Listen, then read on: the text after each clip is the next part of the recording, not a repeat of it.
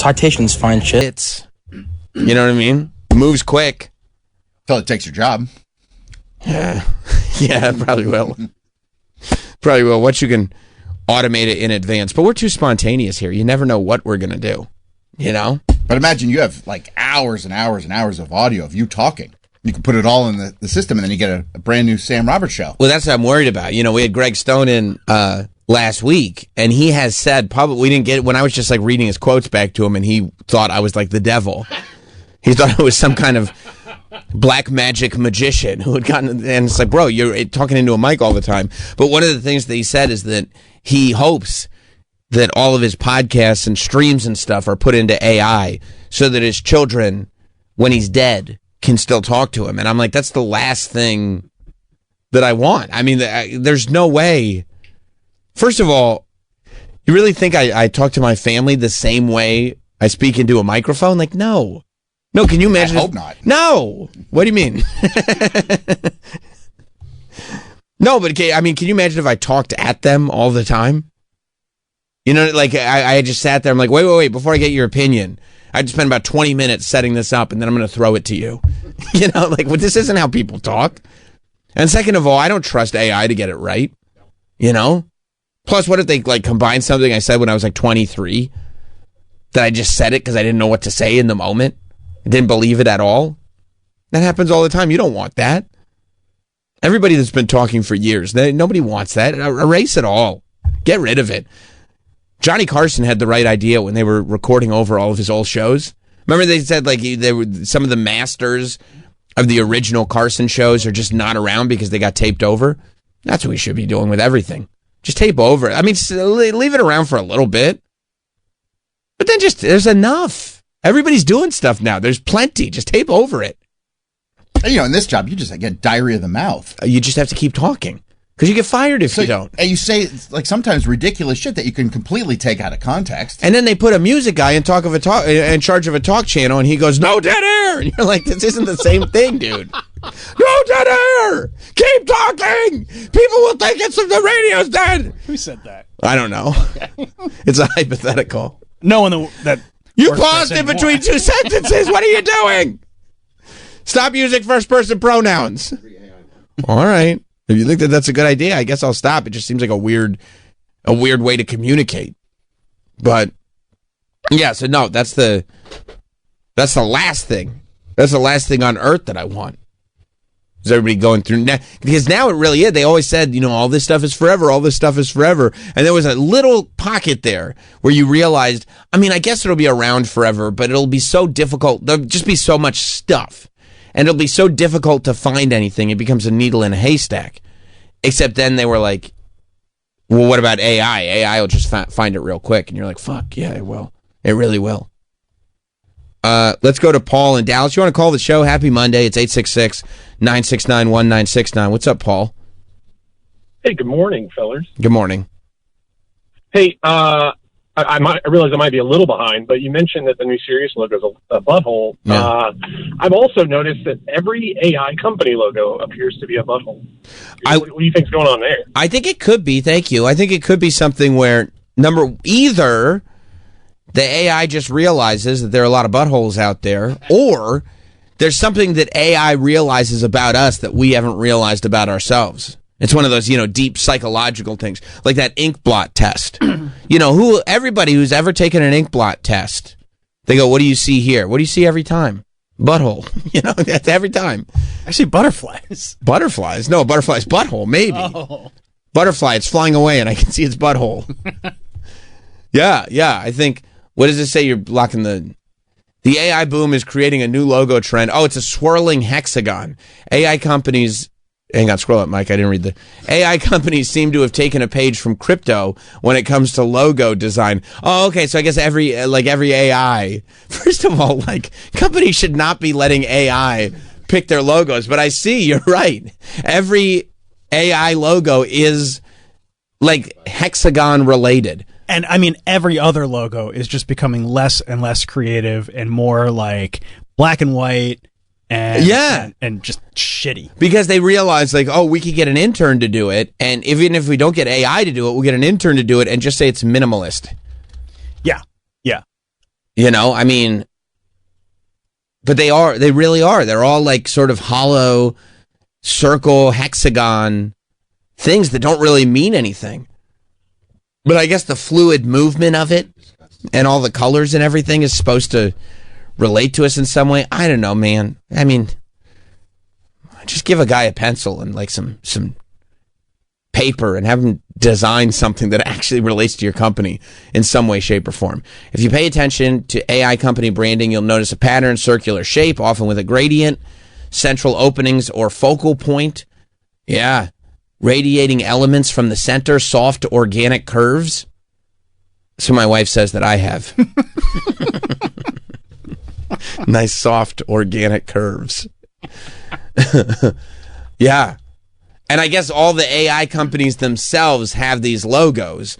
So maybe it's the fact that it's the company's logo, then AI reads it and pumps out other logos that looks like the company's logo. Or is it possible that the tech nerds who are doing this are also big-time gooners, and it just kind of sank into their subconscious? Well, it's possible, but I don't know how AI would get in there. I mean, it must be all of our subconscious. On some level, Mike, aren't we all gooners? I mean, yeah, it's fun.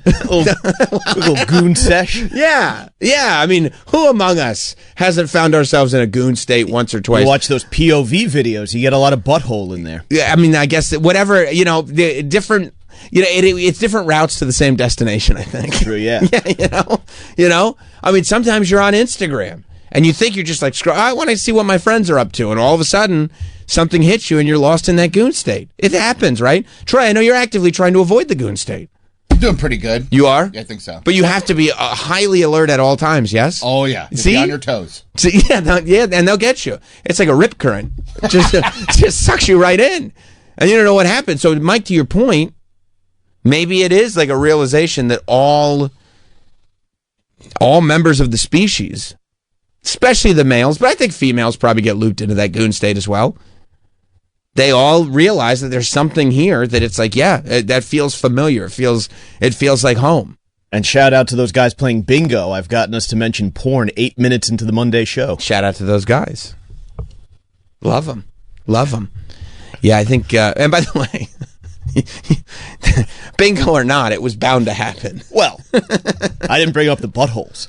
No, I did. They were presented to me. And by the way, I didn't bring them up either. They put them up all over the walls, It's the logo. Yeah, we're powerless. You have to figure out what exactly is going on. I try to pay attention to all the trends. And there's two ways of online trends, I feel like, right now. Sometimes they're organic online trends. Like the screaming in the store.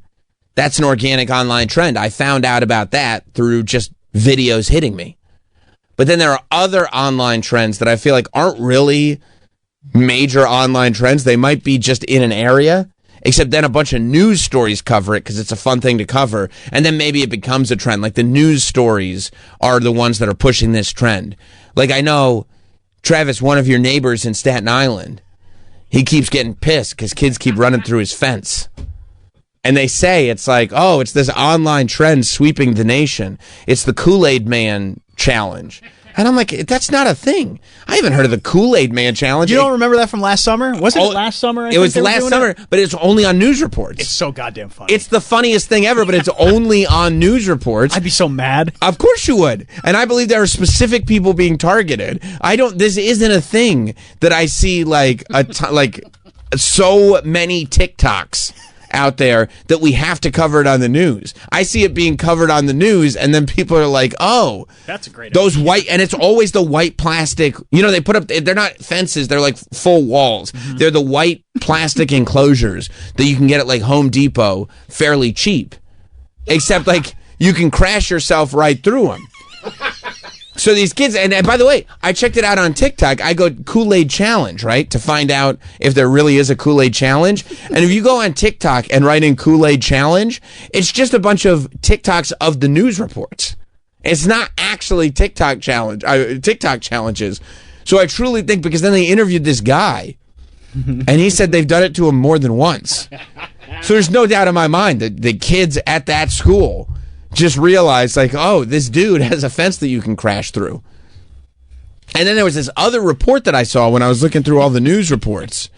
and it looked like door cam footage from the hit film Weapons, where like all these kids are, for some reason, like some lady wrapped their hair around a stick and rang a bell, and they're just forced to do it because there's this one, and I don't remember, Mike, if it was the story that you sent or if it was something else I saw on TikTok, but it was like this long, it was the exact same fence.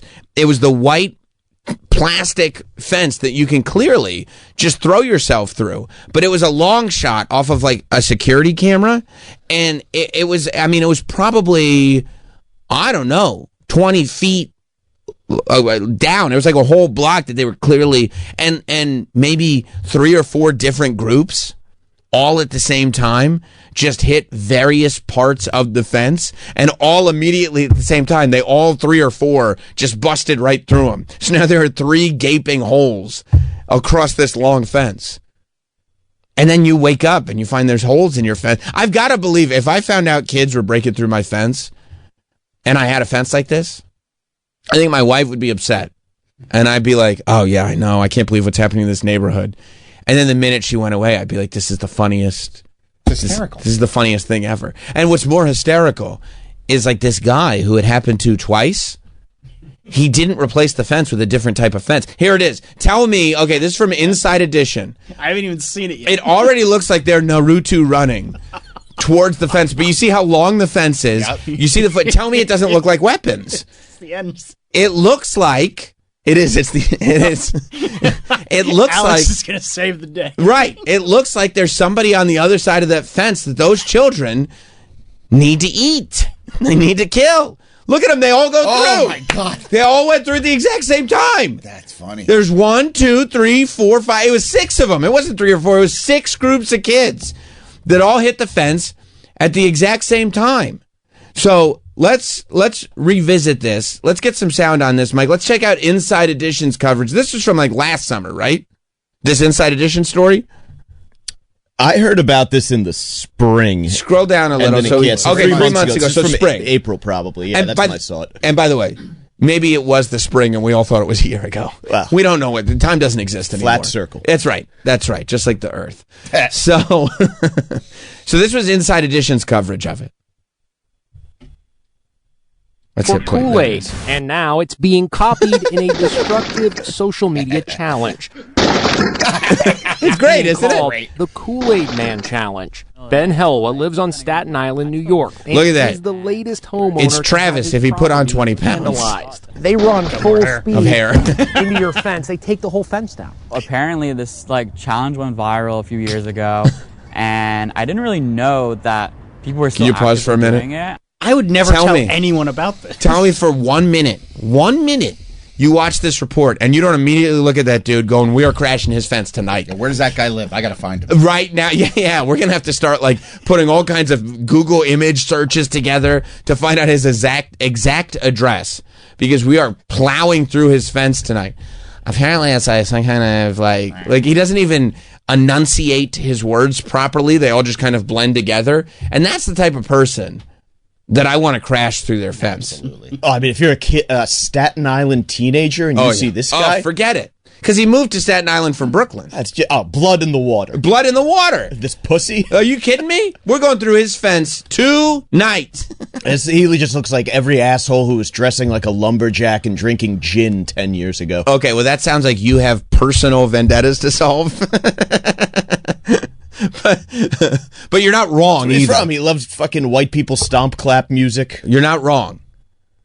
But at the minute, I'm calling my friends going, boys, I found us a fence. Listen to Inside Edition. And by the way, this is also a very dishonest thing. Because there's no way you can convince me that Inside Edition is putting this on going, oh my God, we found something very dangerous that we have to alert parents to. Inside Edition is 100% going, we found something hilarious we have to show people. He didn't know what caused the damage until he screened surveillance video taken from across the street. It shows 3 youngsters running right through the fence. Man, they got a running start. You can see they're getting themselves ready, right? They're like pumping each other up. You can see the one kid actually runs ahead and gets his phone out. He's like, oh, I got to film this. Yeah. Right? Smack. As you can see, you pause for a second? It's a video with no sound. They're adding in the crash for effect because they love it so much. Because it's the same. You hear it's the same crash every single time.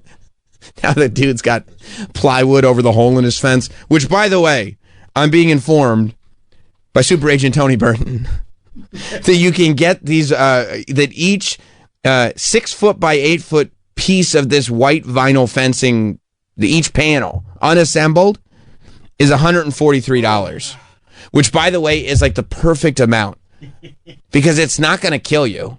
Like, you know what I mean? Like, it's like, fuck, I got to go buy another panel. But it hurts. Exactly. If it was like $28, like, okay, whatever. Yeah, who cares? These kids did it. But the fact that it's $143 unassembled, which means you have to assemble it now, means that, like, you're still going to be able to pay your bills. I mean, I don't know if you're going to be able to buy your groceries at this price of groceries. It's insane. But you're still going to be able to pay your bills. However, you're going to be fuming at the Home Depot. Yeah. Oh, you're furious. Okay, so this is your home, let's just say. Uh-huh. How do you stop it? Get a different type of fencing. Oh, this guy's smart putting up the plywood. You can put up the plywood, but like I'm kicking through that night. Through the plywood. I'm not gonna slam myself through it, but you can like just stomp through it. Yeah. Just to teach them a lesson. No, you got to replace it with some other kind of fencing. I would quietly put up a concrete wall behind the fence. That's the move. Or how great would that be? Just kids like breaking their shoulders on your concrete wall. That's amazing. Yeah, that's the way to do it. Or like an electric fence that you put up for a pet. Love that. So they go through and they get shot. Zapped. And it's not going to kill them, but it's going to sting. All right, that house is done. Oh yeah, just set up barbed wire behind it. I think the correct answer is booby traps. Yes. Create Home Alone. Oh yeah, create a adult Home Alone where it's like, I'll tell you what. Yeah, fine. No, you got me. I'm going to pay $143 for another white vinyl paneling, and I'm going to assemble it myself, no problem. But I'm going to spend a lot more than $143 making sure every inch of this fence is protected. Oh, kids just crashing into barbed wire and just getting fucked up. Please crash through it. And then have like a catapult of shit that just hits them. Yeah, and then a sound goes off that says, douchebag alert, douchebag alert. And they're like, I can't believe, and I would go, hey man, I can't believe this happened. By the way, how did you get here, smartass? That's the joke's on you now. I'd set up a camera too, so I could do my own TikToks. Oh yeah, we get them. We get them back good. Yeah, it'd be fun. Create a little war in the neighborhood. Yeah. But no, instead it's like, you know what I'm going to do? I'm going to complain to Inside Edition. That'll do the trick. Listen to this guy. Really did a number on his fence. The damage is extensive and the whole thing might need to be replaced. But as for now, he's got plywood and duct tape keeping it together. We found lots of examples of knucklehead that was great. That dude's awesome. He's just walking to school. Yeah. Like that's the morning. He's just walking to school and there was a wood panel fence and it was almost like he realized, wait, there's no support beam right here. I can tell there's no support beam. And the dude just ducked out. He looked like Jonah Hill in Superbad. And he just ducked down and dove through the fence. I'd be that kid's friend forever. And it looked like his friends weren't videoing it, so it was just for him to show his friends. Look at what I can do. Watch this. I mean, we'd be in our 40s. And I go, bro, you remember that time we were walking to school? And you just threw yourself through that guy's fence? That's funny. It was awesome. I'm so glad you did that. I mean, and bro, you see somebody's fence, if you're already inclined to Kool-Aid Man through fences in the neighborhood, and you see one that's duct taped together, how can you stop yourself? You can't. You're going through the fence. As an adult, it would be hard to resist. I mean, forget about it. And these kids don't even have ECW. Imagine if you had ECW. Oh, boy. You'd be chanting ECW, running through a fence. Keep going. Into fences. These youngsters ran into the fence in unison, resulting in thousands of dollars in damages. I was just in shock because, once again, like, these kids ran through the fence. Right. They fled the scene. Right. But, like, are the kids even okay? What? They're fine. They're kids. Are the kids okay? They're better than ever. Yeah. They broke through your cheap-ass fence and now have a hilarious story. And plus, all the girls are super impressed. And now they're like, oh, look, we're on the news. That's right. We're on the news. That dork is worried about us, and we've impressed all the girls. Because that's why you do it, right? Look what I could, look, check this out. You got to impress the girls. You got to rizz up the honeys. That's right. All the girls have been rizzed up. So I feel like that stuff is more to impress your friends and not the girls. what it is it does impress Pranks are for boys. Status among the males. Yeah. but it relates Gets to you. that relates directly Helps to you females. really. And by the way, there are girls that would think that was funny. Of course. But there are a lot of girls, there are a lot of guys that would think all girls would think that was funny. And then they're surprised when, like, you know, the girls that have it all together do not think that that's funny. Yeah, when you're a teenager, you don't want to hang out with those kind of uptight bitches. But Mike, you're just so angry. But it's true. No, it's a celebratory statement. Oh. I'm celebrating the ones who aren't uptight bitches. I see. The good times, the floozies. I see. Yeah, no. You think you're going to impress, and then you find somebody that is impressed, and that's really what life is all about. You know, finding the girls that are impressed by what you think is funny, and ultimately, the one anybody in high school that said running through a fence was not funny will be over time proven wrong because it's universally hilarious. However, there was a little moment that I caught. Right, this story. Where did that guy say he lived? Staten Island, correct? Yep. The news story that was from over the weekend, also Staten Island. This is not a TikTok trend. This is something people are doing in Staten Island for fun. I'm crushing it. Yeah. Fences, I mean. Crushing fences. What are you doing, Staten Island? We're crushing fences right now. Yeah, pull up the story from this weekend, who's a different guy who's also in Staten Island, who's getting fences just destroyed. And it's the same type of fences, by the way. You're going to have to walk back a lot of your Staten Island criticisms. No, you're not wrong. The kids are all right. The kids are all right. There's something going on with the way people are being raised in Staten Island. Honestly, I feel great. But do you think your daughter would think this is hilarious if her male friends were like, look what I can do? Or would she probably be like, you know, I actually like kind of have my shit together and have I feel like it goals? could go either way. Depending on what mood she's in. Because she does like a good pratfall. She does. Yeah, who doesn't like, you know... Tom Green on crutches in a CVS. Who doesn't? Yeah. I mean, one of her favorite shows is Impractical Jokers. Like, how do you... Like, That's funny. know, Sal jumping into stuff in the supermarket? Like, come on. That's true, except part of what makes Impractical Jokers funny is Q would have to ask Sal to jump through that fence, and Sal would be like, but I specifically told you I don't want to jump through fences. And Q would be like, you have to, or you won't get the points. And then Sal would jump through the fence. See, there's an element to that. Because you don't want to lose. You don't want to lose. Okay, this is coming from the Staten Island Advance. Yeah, it's the paper of record. In Staten Island. Mm-hmm. Oh, okay. Yeah. And it says that the homeowner watches in disbelief. Surveillance video catches Staten Island Kool-Aid fence vandals. What is even that? As he watches in disbelief. Listen to this. This is his, like a ring cam or whatever? Yeah, he's got a whole security system. You can see the kids in the background getting ready. See the feet? Oh, I see. Up at the top Did of he the get screen? out of that car? I think so. Here he comes. Oh, that was a slow run. Oh my God, it's a girl. It's a girl. That's a girl. That's your daughter, Travis. Is that what she was doing yesterday? She tells me she's running. She is. Ran into a wall. Ran right into a fence. If you saw your daughter on one of these tapes, would you because you'd have to pretend it'd be one of those like you'd have to call your wife, because I believe that your wife would also find it hilarious. Of course she would. But you'd have to be like, how do we tackle this? This is one of those tough parenting things. Right. You don't want to encourage the behavior. You don't want to encourage the behavior, but you also don't want to let on that, like, that was really awesome. Really funny. Yeah. It's almost like, I think you have to make the decision in the moment to tell her not to do it, and then know that 10 years from now, we're going to have a conversation. 10 years from now, when you can both, have a cocktail together, and now you're speaking as humans, you look at your daughter and go, you know what the most difficult thing, and then one day you'll be a parent, honey. And you know what this is the best lesson I could teach you. You know what the most difficult day for me as a father was? And she's going to go, she's going to rack her brain. She'll be like, she's going to go for college. Yeah, maybe saying goodbye, maybe even taking the prom photos, you know what I mean? Because that's a very my baby girl's grown up. Maybe it even goes back further. Maybe it's like when I lost my first baby tooth and you realize, she's getting older. When you drove away by yourself for the first time. Right, exactly right. Realizing you're going to go, honey, when I pretended to be mad at you for the fence thing. For the Kool-Aid Man challenge. She's going to go, the fence? What fence thing? Remember when you decided to take part in the Kool-Aid Man challenge? When you ran through that fence? Oh, yeah, I guess I do remember. Yeah, that, I would like to tell you, was hilarious then as it is hilarious now.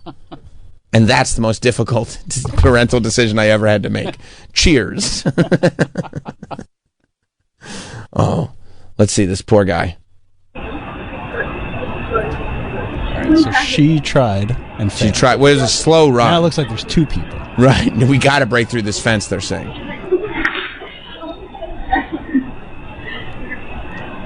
Are they both girls? That's awesome. Those are cool. Those are cool chicks. Yeah. It's like the Lady Beavis and Butthead. Here they come. Yeah, the both together. of them. Oh, they made it. God. They made it. They did it. And they fall down because you fall down through it. You fall. Teamwork makes the dream work. It really does. It makes a big crashing sound. You fall over. I'm sure you laugh hysterically. I mean, I can't imagine. I'd be sitting in bed that hours later. Because what is it? It's 12:30 at night. Hours later, I'd be laying in bed. And this is also the best part of the summer, that you could do this at 12:30 a.m. on a Sunday. That's summer in Staten Island. Yeah. Is that A? Oh, jeez, it is A. Yeah, because it's 0031 Monday, 8/11. They're just so lit so well. It was a week ago. It was a week ago last night. 1 week ago last night, one of the funniest things in the history of Staten Island happened. 1 week ago last night. Man, those ring cams are so good because it looks like it's just bright as hell outside. It does. It It might be does. street lighting too, because there's shadows. So. Although I think that might be full on security cam, the way it says patio on it and the times on Oh, it. yeah, you're probably right. Yeah. Because if you listen to the guy on the news report, it's not the first time it's happened to his fence. It's the second time it's happened to his fence. It's happened before. He fixed the fence. Get those ring alerts to say, anybody just hear a loud boom? Can you imagine that after the second time? Yeah, explosions going off in the neighborhood. No, just Kool-Aid Man challenge. Can you imagine, though, how stressed you are every time you get a ring alert? You're like, did somebody break through the fence again? Did somebody break through the fence again? Motion alert. Yeah, oh, my God, what is it? Okay. Patio. It's just a raccoon. It's just it's those dang kids again. They broke through the fence again. No! To listen to the Lumineers in peace. Yeah. Well, this is a different guy. Go look up the article that was sent over the weekend about this guy, because this is a different man who I believe CBS did a report. Yeah, this is the guy. You see how pissed he is? He's like, God damn it. Why do they keep doing this to me? He's furious, and he's like, I'm going to talk to the news about this and get to the bottom. Let's hear this gentleman. Sick because of that. Novi Augustine is the latest neighbor on Staten Island whose property was vandalized this way. I looked from the window, so I saw like two kids were facing the fence and getting ready. So before I say something, they already jumped to the fence and they smashed it. The two teens seen putting their cell phones on the ground before busting through his fence. Augustine reported the incident to police, but he says like they're wearing the same pants. That's true. They're both wearing plaid pajama pants. It's like literally at night. It's funny that they were like probably got out of bed 12:30 a.m. You think they snuck out the window? Like, Staten Island is like, well, it's white picket fence. Except sometimes those fences get smashed. Sometimes it's like that used to be a white picket fence. I mean, can you imagine? He said he was looking out the window and he saw those two girls getting ready. Like, no, what the fuck? What the fuck? No. And by the time you get outside, as you're running towards the door, you just hear a smash. Fuck! Ah! They run away. And they're kids. They can run away fast. Oh, they're fast runners, those kids. Especially because they're all under that spell. They're Naruto running out of here. This poor guy. He's like, they keep smashing through my fence. I don't understand what's going on. Keep it moving. First time this has happened. 2 years ago, he returned home from a trip to also have his fence busted. It's not funny at all. But, yeah, I should not be doing this. In April, it's not funny at all. all. Staten Island, Ben Helwa's fence at his Elkingville neighborhood home was vandalized. Surveillance video shows 3 youngsters running through the fence. One kid has his phone out to film. I was just in shock because, once again, like, these kids ran through the fence. They fled the scene. But, like, are the kids even okay? It all appears to be a social media stunt called the Kool-Aid Man Challenge. No, it's not the Kool-Aid Man Challenge. It's the Staten Island We Fuck Up Your Fences Challenge. Yeah, I haven't seen... These kids are great. They're awesome. Except nobody on Staten Island thinks maybe I should stop buying this cheap white vinyl siding. Like if you just get a chain link fence, you can't bust through a chain link fence. Just get chain link. Yeah, but you want to block off your property. Right, you want privacy. Privacy. Yeah, you're not thinking. And wood is too expensive. Wood is expensive. I mean, to put up a fence like that around, right? I mean, you're looking at I don't even know $5,000 maybe. And then if you don't have the proper support beams, they're gonna bust through the wood. That one kid that we saw walking to school, that was a wooden fence that he busted through. Maybe that's the answer. Just put like steel beams as support, extra reinforcement, but that you can't see. Right. So like, hopefully they'll run right into a steel beam. You know what I mean? Yeah. Just start bleeding. Because then they have to go to the hospital, and they're like, "How'd you get this?" And then they go, "I don't know." What do you mean you don't? I don't know. Well, it looks like you ran headfirst into a steel beam. Oh, I don't know. I guess. I don't know. If that's what it looks like. I don't remember. You have no concussion symptoms. Oh, that's weird. Yeah, I don't know. Anyway, can you just give me my stitches so I can go? I don't know. I don't know how it happened. Stop at the questions. Yeah, because what do you think I'm going to tell you? I don't know. Just so God bless, That's all happening. I'll be pretty pumped, to tell you the truth. If I lived in Staten Island, I'd probably spend my weekends kind of driving around just looking for holes in fences so I could chuckle to myself. I think that's what that car was doing. That car pulled up, and they were probably like, "Oh my God, there's a fence. There's a fence. Do you want to do the Kool-Aid Man challenge?" Yeah. We found that. Isn't that the same guy we got last time? Yes, it is. Yeah. Let's do it again. We know it works. And if it doesn't work for you, we'll do both of it. He fixed his fence. What an idiot. Yeah, we can break it again. I love that the first one, they didn't get through. We got to both do it at the same time, I think. love it. Listen, never give up. Right. If at first you don't succeed. Yeah. Josh? And then I do love, like, if the news came to me and, like, you wanted to file a report on this, like, can we interview you? I'd be like, absolutely not. No, you may not.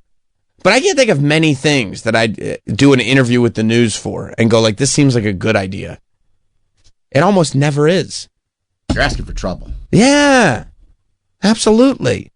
Unless you're like, I was not on the Epstein list. But then when you say that, people are like, I think he probably was. That's a red flag. That's a red flag. If you're saying that. Or they'd be like, what list? What list? Then, yeah, do that interview. There's no list. Or if it's like, you want to do an interview where you're like, hey, don't worry. I'm going to meet with Putin, and trust me, just like I promised, we're going to get a deal done. Day one. This isn't technically day one, but at least we're getting it done. I would say don't do an interview after the Putin meeting where you're like, I mean. That's you. Here's the thing. It was more of a vibe check than anything else. And the vibe was right, man. We rolled out the literal red carpet for Vladimir Putin. And we were like, so no more war in the Ukraine, right? And he was like, no, we're going to still do that. Probably still going to do the war. Yeah, probably still. Oh. Okay, and he's like, but you were right about the election hoax. He's like, oh, okay, then we're good. Thanks for letting me come to your country. Yeah. No, yeah, I just wanted to come here to let you know, like, we're still doing all that stuff. So, yeah, that's another, unfortunately, we were not. Trump's meeting with Putin pivoted to a Ukraine ceasefire to full peace deal. Are we getting it? Full peace deal? No. Oh, that's too bad. But then they're going to meet with Ukraine later, right? Trump's going to meet with... Yes. But today? Didn't he make fun of his pants last time? Didn't he say, like, oh, you should wear a suit or something? Right. Made fun of his outfit. Yeah. Right. Because he shows up, doesn't look professional. Looks like Fetterman. Yeah. I mean, he should point out, at least I'm not wearing shorts. Yeah, hey. Some of your guys are wearing shorts. At least I'm not like that guy. Yeah, it looks like Bill Belichick on the sidelines. It's crazy. Yeah, I'm a congressman. Yeah, it looks like Roland booking talent. It's nuts. Yeah. So I guess we'll see. I do know that J.D. Vance was out doing some press. He was doing interviews. Did you hear what J.D. Vance had to say? What did he have to say? I don't know if he said anything about the Putin thing. I kind of lost interest pretty quick. Yeah. Because I think Trump, Trump was going to handle all that because he said, that's my best friend. Mm-hmm. So he's like, don't talk to my best friend. You don't get to talk to my best friend. That's my best friend. I'm going to embrace him on the red carpet. I'm going to give him a big hug. I'm going to kiss him a little on the cheek. And then we're going to go. I'm just going to kind of let him set the mood. So then J.D. Vance was like, okay, are you cool if I jump on the pod circuit? And Trump was like, yeah, I don't care what you do, dude. I do not. I don't care. I don't care a thing. He does have the best job. JD? Yeah. Because Trump won't let him do anything. Yeah. Right. So he's just like, all right, I'm just going to go on Theo. Right. I'll just do whatever. I'm just hanging out in Washington. They're like, isn't the president in Alaska? He's like, yeah, I don't know. He didn't invite me. He told me I couldn't go. He's like, I don't want to have McDonald's with you on the plane. You can't come. All right. Well, I'll just stay here. And we're learning more. I felt like this was the same way that I felt about, what's his name? Ted Cruz. When he started talking about his love of musicals. He was faking his love of movies, really just to get into a conversation about his love of musicals. Apparently, J.D. Vance is a big 90s music guy. And he was doing the Kate Miller podcast. Oh. Do we know what this is? The Kate I feel Miller? like we could get J.D. Well, if we're going to get J.D. I know why. We should get him quick. Yeah. Because we're right in the smack dab in the middle of something that apparently J.D. might be able to contribute to. Listen to what JD said on this podcast. Fade Into You by Mazzy Star is probably like my favorite song of the entire 90s rock era. Whoa. Great choice. Whoa. Fade Into You by Mazzy Star. Last time somebody said that, something that sort of all-encompassing and strong to me, was when Troy Kwan said the exact same statement about Harvey Danger's Flagpole Sitta. And it opened a can of worms like I've never seen. But his Spotify playlist has a lot of bangers on it. Does it? Yeah. Strong Enough by Sheryl Crow. So JD, like, because Strong Enough, like, you sink into that song. Yeah. You know what I mean? Like, that's not a background music. That's like, I'm driving by myself because the president doesn't want me to go with him. So I'm just going to put my AirPods in. No, JD, we're going to caravan. Stay by the Queen, Lisa Loeb. Oh. So he loves a female singer-songwriter. What Makes You Beautiful, One Direction. No, that's not on his... I Want to Dance with Somebody by Whitney Houston. So sometimes he likes to let loose a little bit. But it's all... Why does this say is filled with gay anthems? Well, I just read a few. Yeah, you just read it.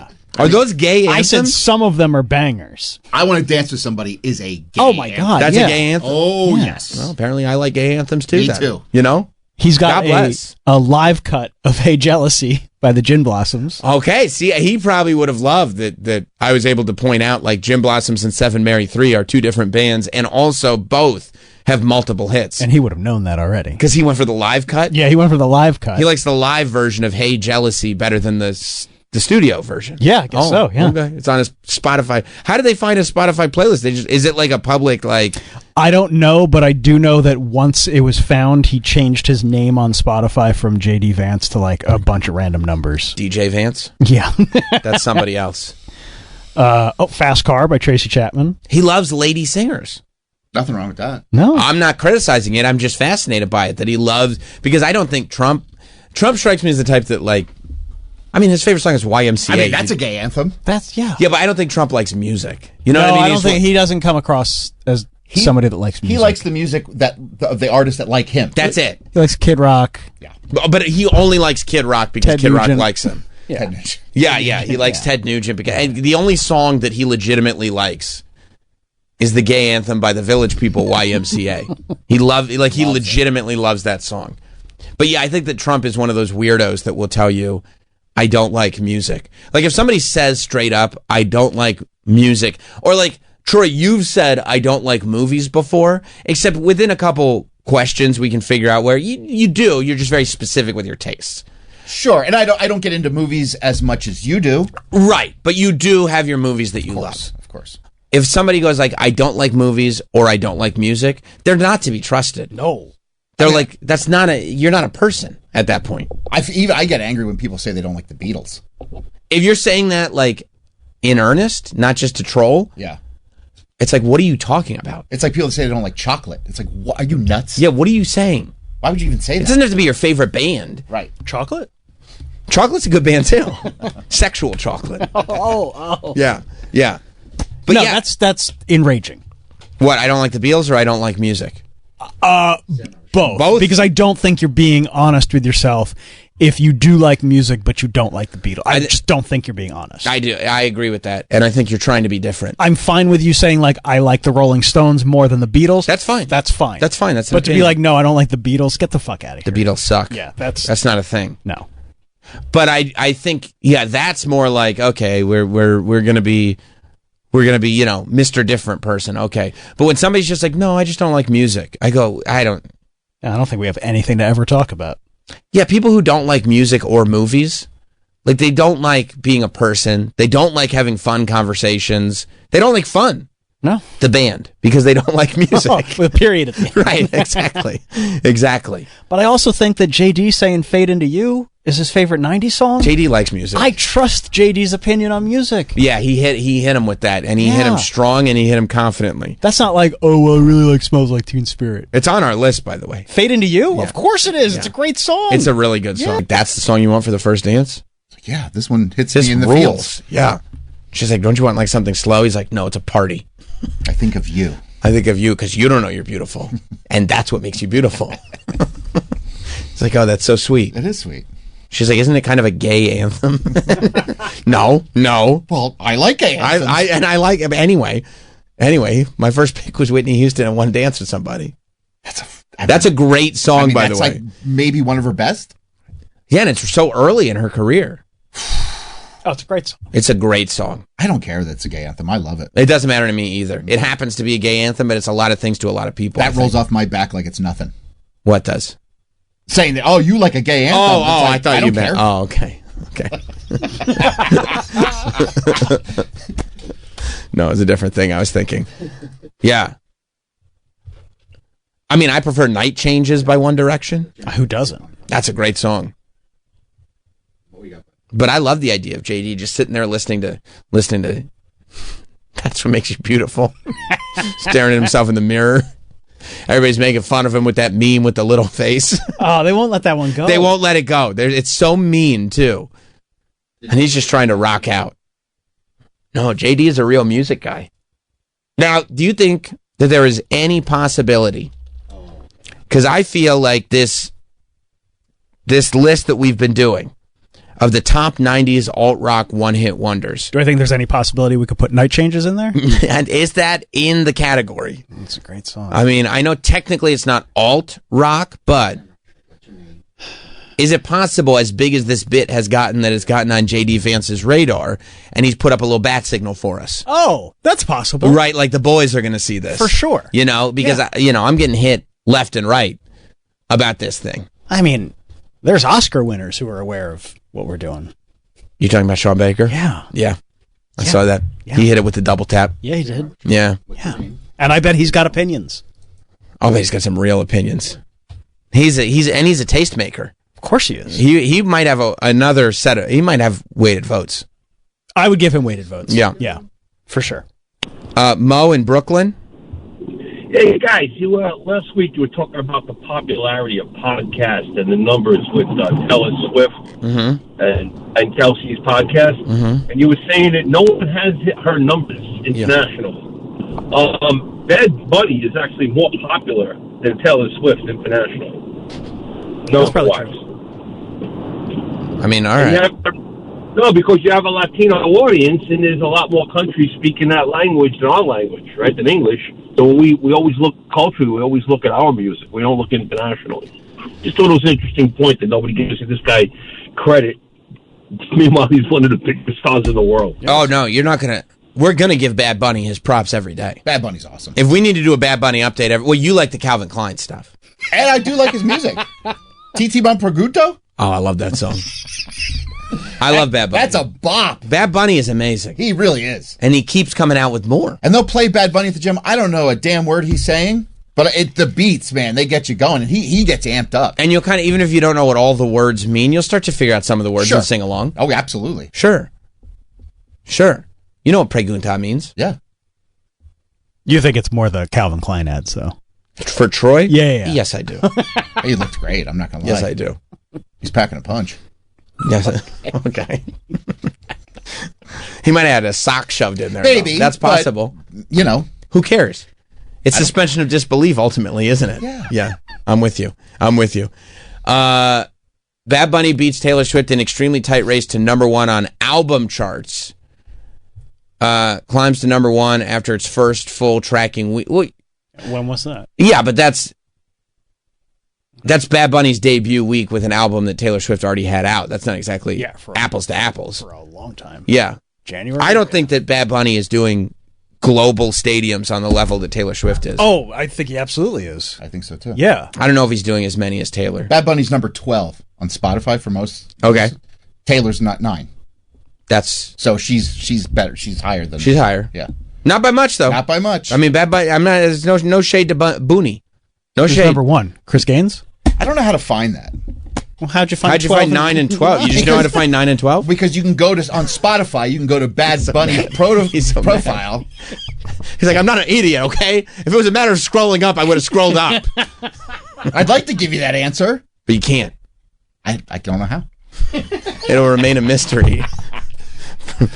Maybe Drake. Let's see where Drake's at. Drake what? I mean, Drake maintained Spotify status for a long time, even though, that was the whole thing, right? That even as Kendrick, where's Drake? 10. Ooh, he's under Bad Bunny. He's under fallen. Benito. He's fallen. He hasn't put out any new music though. And Kendrick cooked him. Okay, 2024, the most streamed artists globally. Last year. Taylor Swift was #1. Right. The Weeknd was #2. Come on. I know, that's just bullshit. Bad Bunny was #3. But by the way, that's also why this isn't the end all be all, because the Weeknd's not doing stadiums like Bad Bunny or Taylor Swift. I am pretty sure he does stadiums. You found 2? Weeknd is 2. Yeah. I think the Weeknd is built for Spotify. You think he's cooking the books? No, I think everybody just loves the 80s. I just think it's mindless stuff to put on at an adult party. Okay. You know what I mean? Like, there are executives who lost their taste a long time ago who work here. Yeah. That would put on the Weeknd at a gathering.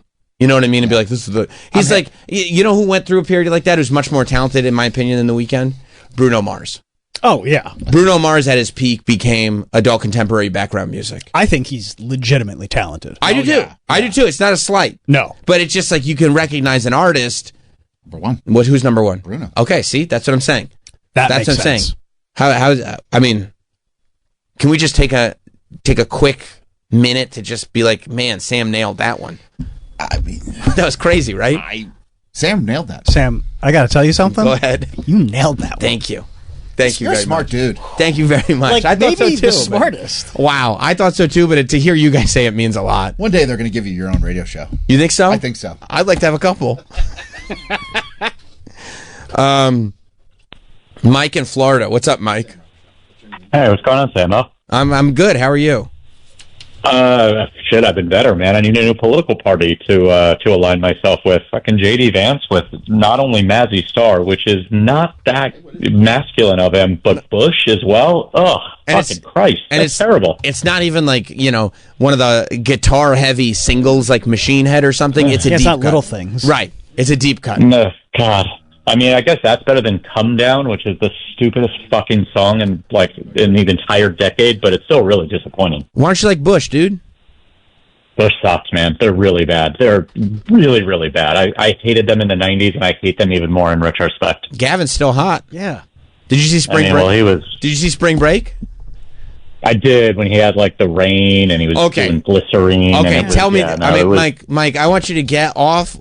Put politics aside. This masculine image you've created for yourself. Put it all aside. I want you to dig down into real Mike in Florida and really tell me that when you saw Gavin singing Glycerine at Spring Break in the rain on stage by himself, it didn't make you feel a little weird. It made me feel like I was hoping he'd get electrocuted. I thought it was the dumbest thing in the world. I hated Bush. I still hate them. I think they're shockingly bad. You know what? I appreciate the call, Mike. It's always good to hear from you. I gotta tell you, I'm a little surprised. Well, he's got walls up. So. And I want to Kool-Aid man myself through them just to help Mike, because there's no way he didn't feel kind of funny. You felt kind of funny, right? Kind of funny? Yeah. I mean, I didn't think it was funny. Right. Thought it was interesting. Right. Oh, look at this feeling. Yeah. Huh. But you acknowledge your feelings, Boys can feel this way too. Yeah. Yeah, that's right. Sometimes boys make other boys feel this way. That's fine. Do you want to hear the sound of winter? Yeah. This was the Bush song that is on JD's playlist. Okay. I don't know if I know this song. He loves something soft and emotional. Listen to that acoustic. He's got a lot of stress in his life. Wow. I mean, I'll tell you what, the soundtrack to his movie that Ron Howard did should have been way better. Yeah. Mind strong. What? Body strong. Try to find equilibrium. Head straight. Oh my god, this is off their 5th album.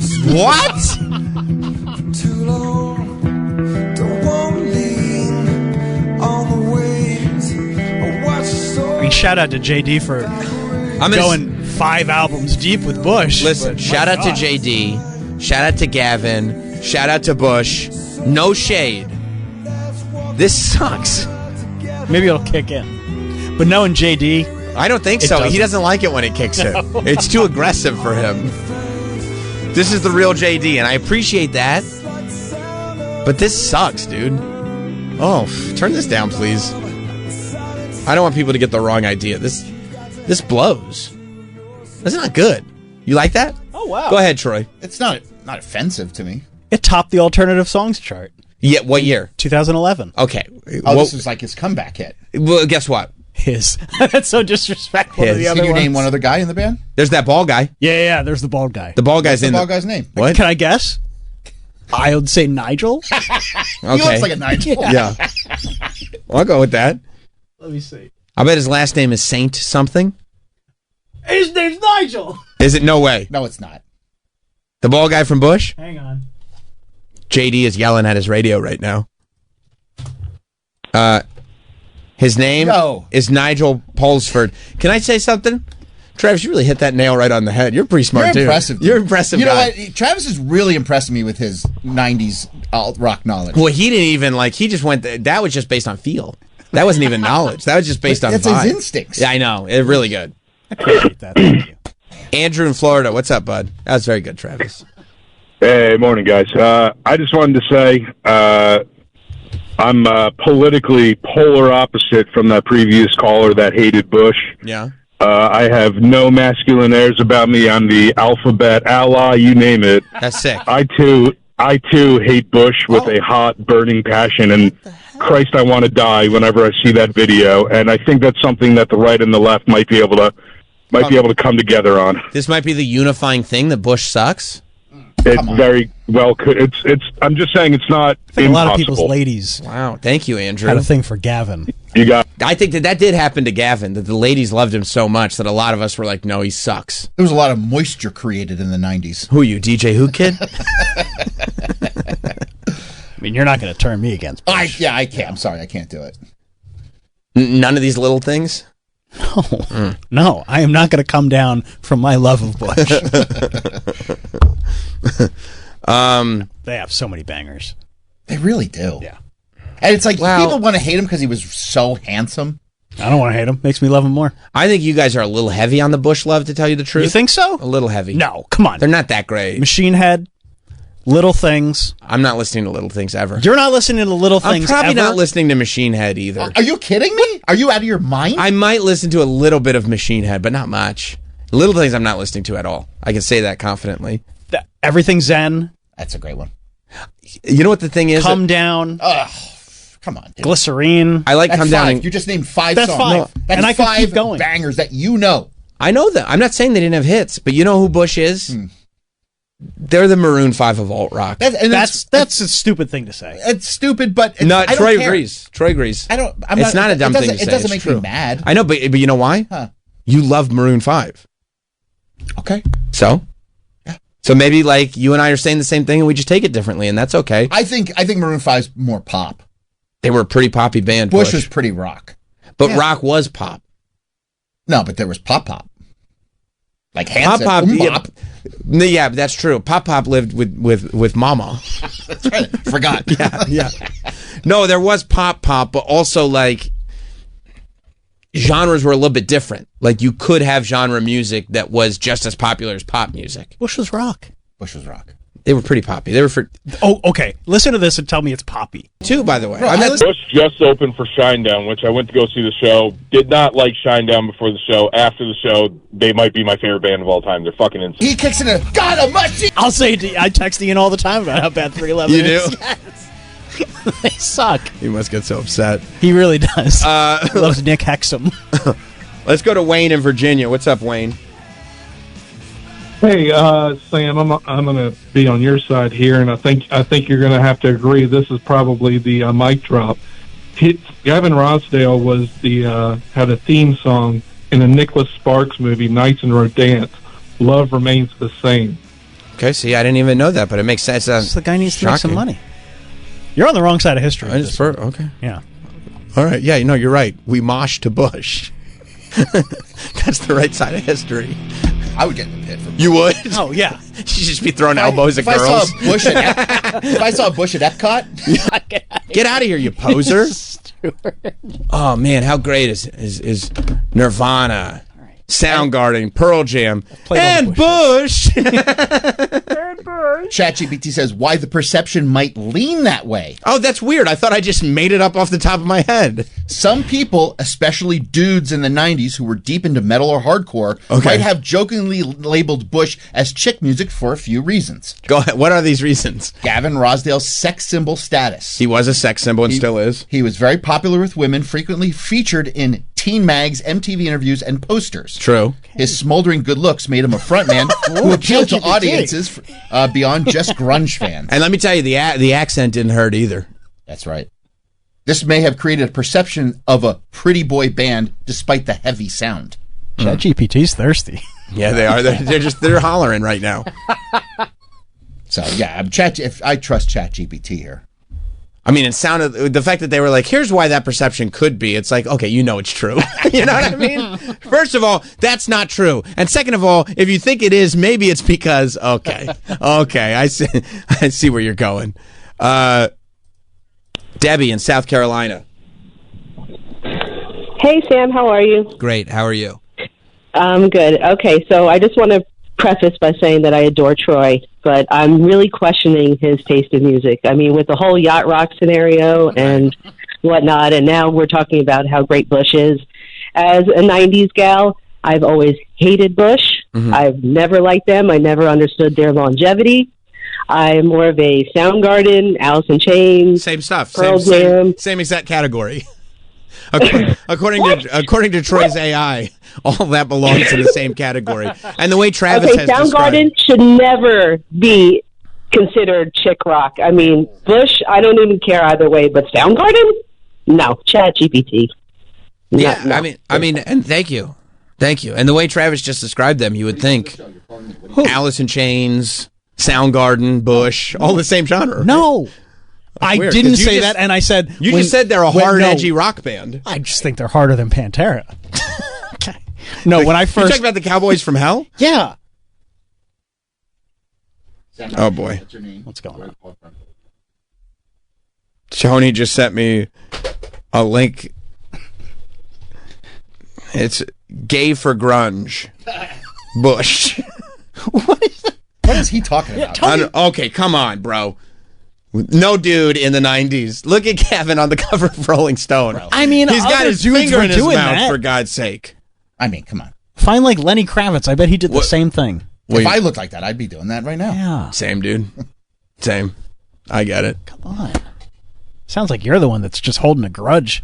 I have no grudge. I think you've got a grudge against Gavin. You're like that. He's for chicks. I mean, he's a handsome man. He is a handsome man. I haven't said one bad thing about Bush this whole time. 5-hit singles. Like you guys, I mean, Travis mainly. You're deep in your feelings, and I'm just deep in my feelings. You're so deep. You are butt hurt like I've never seen it before. My butt feels fine. If we had another co-host here, we'd have to end the show over the argument that it would start. That's how butthurt you are over this. Yeah, that must be how serious I'm taking this. 100%. I just think you're wrong, and when you're wrong, I have to be, You defensive. might be confusing Travis a little bit. He's in his feelings. No, Sam thinks I'm confused. I think you might. Maybe. What the hell? You know what I mean? Because maybe Gavin gave him feelings. I think so. And they gave us feelings, but you and I are we are all on the same page about Glycerine, Live in the Rain. Nobody. There's a lot of young men that question themselves during that period. But if somebody came out to me right now and said, Bush is for chicks, right? I'd be like, okay. I'd be like, who would ever say that? And if I said it to you, what did you say? I'd be like, okay, maybe. And then, but when we both said it to Travis, he was like, no! Yeah, because I fight for what I believe in. Bush is the original Cowboys from Hell. Oh, man. Because I don't just lay down when Sam says something. You do when Gavin does. You'd open up for Gavin. And plus, every other band that's come up that would be in the category of what category? Alt rock that was real, alt rock, Balls alt rock. There's chick alt rock and Balls alt rock. What's another chick alt rock? I mean, there's a lot of songs on our list that would be chick alt rock. Well, which is, by the way, that's awesome. Great. Yeah. It's not a negative. No, I don't think so. You're just pointing out two different things. That's all. I just think you're wrong. I don't think Bush is for chicks. I think the lead singer is... And you can't put them in the category with any other alt-rock band. We just tried to put them in with Nirvana, Alice in Chains, Soundgarden, Pearl Jam, and you were like, well, yeah, that's ridiculous. Yeah, you can't. I knew where the argument was going. Bush is not in that tier. No, of course not. Because they're a pop act. Okay. Which is fine. Yeah. They were still considered alt-rock, but okay. That's fine. 100%. Poppy alt-rock. But yeah. Chick music. Yeah. And that's fine. It's like the idea, hey, Bush doesn't suck. Nobody said they suck. All right, we got to take a break. We'll go to Justin in Florida. What's up, Justin? Hey, Sam, 100% I agree with you. If you played Bush in front of Nicole from the Satisfying podcast, she would go insane. She would love it. She'd love that shit. She would love it. It's chick rock. And Travis, I love you, but it's chick rock. And that's fine. But if I put out another song and it was talking about some guy talking about how he's buried in my shit, she'd be like, what? This is so aggressive. I don't like this. Well, I mean, Alice in Chains was for dudes. I don't consider them to be grunge. I kind of feel like they were heavier and they got lumped in. They were that's fair. And they were around before. A new version of classic rock. They took classic rock from the 70s and kind of there's a lot more metal in Alice in Chains than other grunge bands. But I mean, look at Faith No More. I mean, they got labeled in as that era, but there was parts that were songs that were brutal. Right. But it definitely wasn't Faith No More. Nobody has ever said Faith No More is chick rock. Nobody's ever said Bush is chick rock either until you literally open your mouth half the calls have said yeah, because they all want to suck up to you. Oh, they do? Yeah. I forgot. That's my Sam. reputation. Yeah. Here's the thing about Sam. We never want to say anything bad about him. That's never been the case. And I don't like this argument that just because girls like them makes them a They're literally that's such a stupid argument. Marketed and designed. They were never marketed. Rolling Stone. I mean, okay. Can we take that? See, what the fuck is he talking about? What were you aiming for with that Rolling Stone cover? I mean, I know, but sell magazines. But to Travis chicks. is going to be what were they aiming for when they put Britney Spears on the cover? Is Britney Spears for dudes? No, you just listen to the music. I mean, I like Britney Spears. I do too. Does she make music for dudes? No. Well, your arguments don't make sense.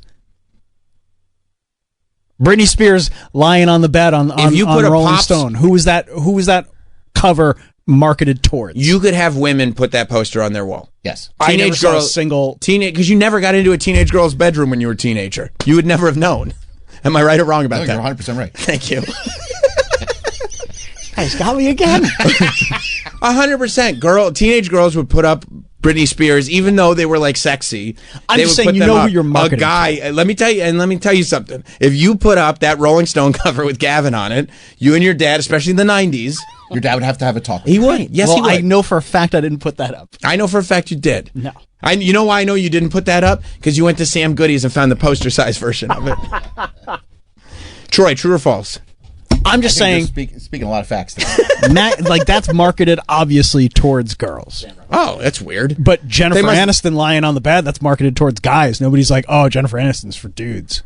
Jennifer Aniston is an actress. Yeah, I know, but you know what I'm saying. Music. Britney Spears. Jennifer Aniston has never come out with an album. Oh, we got to go to break. Reed in Vegas. What's up, Reed? I think little Sammy with painted nails had a crush on Gwen Stefani and has eternal hate for Gavin Rossdale. First of all, number one, no hate. And number two, find me somebody that grew up in our era that didn't have a crush on Gwen Stefani. Also a good point. You know, we all thought we were the bassist of No Doubt at one point or another. Thank you, Reed. Let's go to Pat in Florida. What's up, Pat? Morning, boys. Morning. Bush is the English version of fucking Nickelback from Canada. It's pop rock garbage. I mean, thank you, Pat. They're not no shade on anyone today. People just in their feelings, and that's okay. You can be. We're going to take a break. We'll be right back. Stay there. We will be right back with Sam Roberts Show. We're back with Sam Roberts Show. Was coming home on a different day than she was actually coming home. Yeah, she didn't know what day. She didn't know what day her daughter was coming home from sleepaway camp. Did she think it was? You know what? Never mind. And her to the point that her husband was like, "What do you?" Matt knew. Well, he didn't know because she told him the wrong day. Because she's the one that's in charge. Right. Okay. And so he was like, I don't even understand you at this point. Like, I don't even know what to do. Was there a call made to come get your kid, please? No, she thought she was coming home earlier. Okay. She thought she was coming home on a random Tuesday. Because that's when sleepaway camps just end, on a Tuesday. Yep, she'll be home. And then she had to wake up her husband and be like, hey, she's not coming home today. And then when I say coming home, it's because she was taking the bus home. And then she got an email from camp that her daughter had anxiety because she was afraid that her parents didn't know that the last day of camp was pickup day, and that was also visiting day, where you get to see. And Nicole was like, the anxiety was well placed. Oh my God. It was not information that I was aware of. Poor children. So they were just going to wait till she got off a bus? By the bus. So she had to cancel plans twice because she got the day wrong and then she got the bus thing wrong. Oh my God. And she had made other plans. Yeah. There's a lot of details in there, but check that out after today's show. It'll be on YouTube, Satisfying Podcast if you look it up, or on audio here on the SiriusXM app or wherever you get podcasts. I do want to give a shout out. Are we all on board? I feel like we have found this generation's Hawk Tuah. You know, Hawk Tuah was last generation's. That's right. Yeah. The children don't like Hawk Tuah anymore. You know who the children like now? Who's that? The Ibiza Final Boss. I think the Ibiza. The Ibiza Final Boss is the new Hawk Tuah. I think we get an Ibiza Final Boss podcast at some point. I hope so. And I believe that it will end in a meme coin scam. I think it's literally, you know how back in the day, VH1 Behind the Music, you watched every single one of them, but every single one was exactly the same. Yeah. The band made it, they were found, and they got really popular, but they had signed a bad deal, and also the lead singer became a total douchebag and then became addicted to drugs, and then now there's a comeback arc. It was every single one. The new Behind the Music that is that same arc is, we find you on the internet, we make you a star for no reason whatsoever, then we give you a podcast and expect you to be able to handle it, and then you launch a meme coin, and then you're done. That's the cycle. And so we are now on step one of Ibiza Final Boss. This gentleman, who I believe his name is Jack K, I believe. Right, but we just call him Ibiza Final Boss. Yeah. It's now become bigger than... That's the other thing. The meme becomes bigger than who you are as a human being. Right. Like, your actual identity has no bearing on the identity that the internet has given you. Oh, my God. Yeah, there are murals popping up of him. There are people that are showing up with tattoos. I saw him. Whether they're real or not, who knows? But the lore is out there enough that people are painting murals and getting tattoos. So it's this guy who, this video is just comes out, this little TikTok video, and it's just a bunch of people dancing in a club in Ibiza. Mm-hmm. And then everybody focuses in on this one dude that's got a pretty sick-ass tan, if I'm being honest. He's wearing a black tank top, pretty built guy, tats, gold chain. But there are a few things that make it essential. Because this is going to be a big Halloween costume. Huge. Here are the 3 Halloween costumes this year. Okay. I know one. A showgirl, That's going to be a massive Halloween costume. A showgirl. Gladys. Of course. Aunt Gladys. Grandma Gladys. Whoever we don't know. Great Aunt Gladys. Who's to say? Don't know. Ibiza Final Boss. You think? I think we're going to get all three of them. I think we're going to get Gladys for the real ones. We're going to get a showgirl for the floozies. And we're going to get Nicole will be a showgirl. And we'll get Ibiza Final Boss. I think Ibiza Final Boss will be a Halloween costume. And you need the man bag with the cross strap. That's essential. You need a thicker than average chain. Right. You know, it's a kind of a stupidly thick chain. And it's not a rope either. It's still a linked chain. Yeah. But it's just kind of stupid how thick it is. You need a pair of what looks like Versace sunglasses with the gold trim on it and everything. You need a very a thin cut, artfully done chin strap beard. Yep. And the dumbest haircut. Just go to your barber and say, "Give me the stupid idiot," and they'll make your haircut like that. I mean, more of a because I grew up in an era where the bowl cut was kind of like somewhat in. This is way more of a bowl cut than I've ever seen. I've never seen anything like this. No, this is like half a cantaloupe on the head. This is like that. Remember that meme of the cat that had a cantaloupe on its head? That's what his haircut looks like. It's like it's a fully domed, and it looks like very hairsprayed, not gelled, because it doesn't look slick, but it looks hairsprayed, like it's not moving. And it's just cut to right above the ears, but then left long and like combed in every direction. It almost looks like before Pauly D spikes his hair up. You know, like it's like he grew his hair out to have Pauly D spiked hair, but then saw it down and said, "I'll just spray it like this. This looks awesome." I think like this has been bubbling in the underground for a little while. This look? Yeah. Well, look up, Mike. Look up Oliver Tree bowl cut. This guy. Oh, do you know who Oliver Tree is? I don't know. Oh, he's like an artist that was kind of like he was kind of big a couple years ago. Oh yeah, of course. I know Joshua Tree. No, that's a U2 different album. Okay, that's right. Yes, I know who Oliver Tree is. This guy was like all over the place a couple years ago. But I thought he was getting that haircut to be like kind of funny. I think that's kind of how it started. But that is how everything starts, isn't it? Like because people slowly but surely are losing irony as like something that anybody understands. So like something becomes popular because it's done ironically, but then the general public just sees it done, so they go, "Oh, that's cool." Or they just want something new. Right. And so we're just going to go with this. And forget about and the irony that existed in the beginning just disappears somehow. Yeah, like 15 years ago, like mustaches were not cool. Right, and now it's like like every guy has a mustache. And they started because it's like, oh, how silly and ironic would it be if I actually had a mustache? Right. So I think it's kind of been bubbling in the underground, and then Ibiza Final Boss is just he made it mainstream. Yes, because he's got buddies that all have the same haircut. Do you think he makes them get the same haircut? I don't know, man. I just think it's like. Well, now he's the Ibiza Final Boss, so he might be making other people get the haircut because now he's a brand.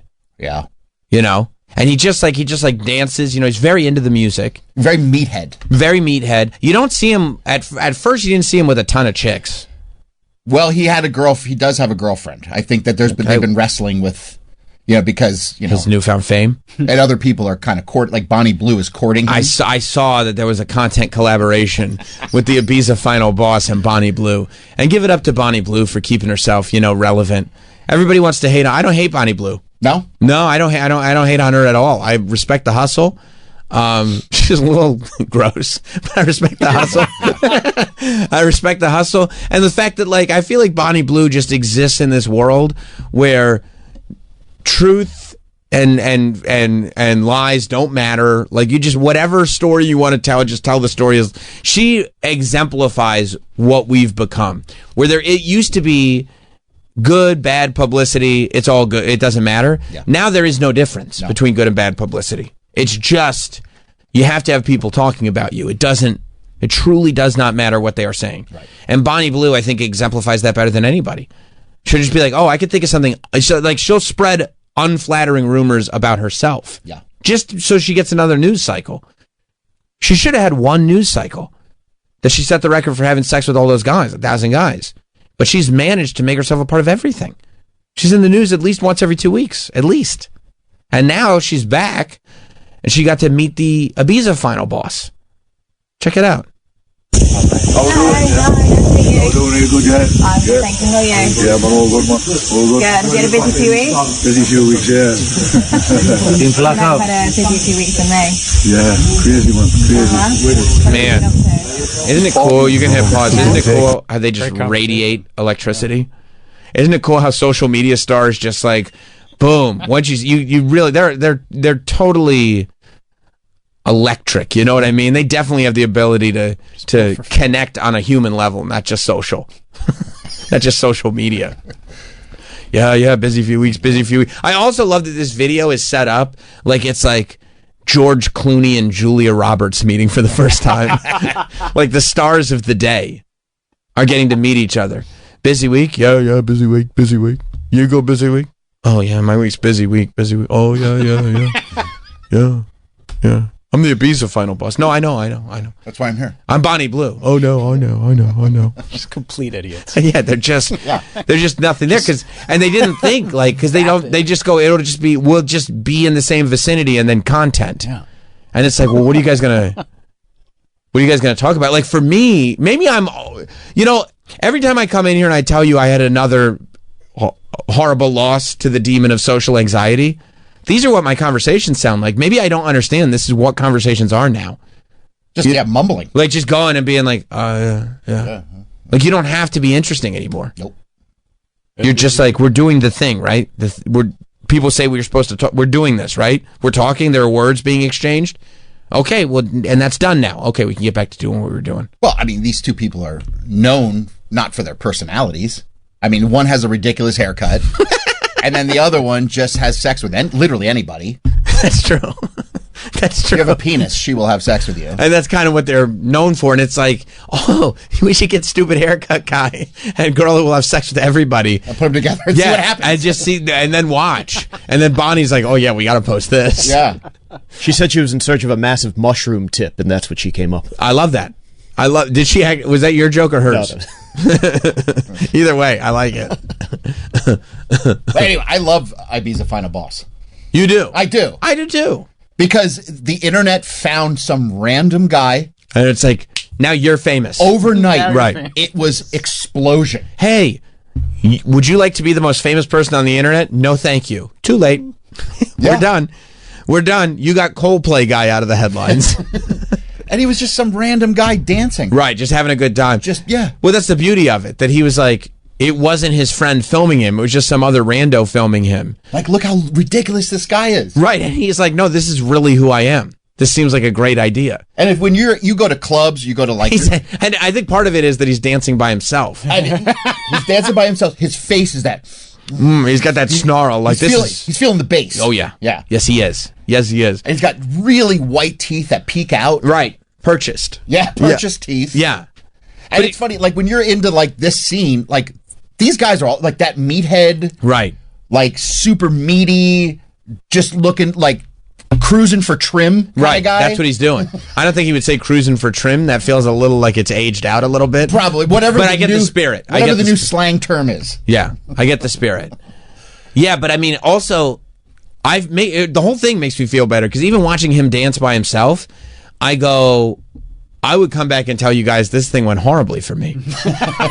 I was just sitting there dancing by myself. Like everything that I've seen of this guy, I'd come back to you guys and be like, no, it was just an exercise of public humiliation. I hated it. No, he's just vibing and having a good time to some EDM. Right, but he's saying like, this was a great night. So I think it's just my perspective has been wrong. Yeah. I'm fine. It looks to me from this shot that he's having a great time. Yeah, and I think if you asked him, what did you think about that day? And he's like, oh, I just had a great time. Good time, dancing, good music. Here in Ibiza. Let's go back to the meeting with him and Bonnie Blue. I want to see, because we got to the middle, Act 2. I want to see how Act 3 opens up. Yeah. Because now I don't want to leave everybody on a cliffhanger. Yeah, man. When did it all start? About 5 years ago. 4 or 5 years Only ago. 4 or 5 days ago? 4 or 5 years ago, yeah. Crazy. Yeah, crazy, man. What made you have that hairstyle? Always had it. Always had it? Yeah, crazy, man. Does it move? Yeah, real hair, man. Real hair. Can I touch it? Come on, touch it. See, that's I mean, I just don't get it. like Jimmy Fallon and Trump. If you like it, then Yeah, it's famous. I mean, yeah. Yeah, it's famous. You've got famous hair and I've got famous. Yeah, that's it, mate.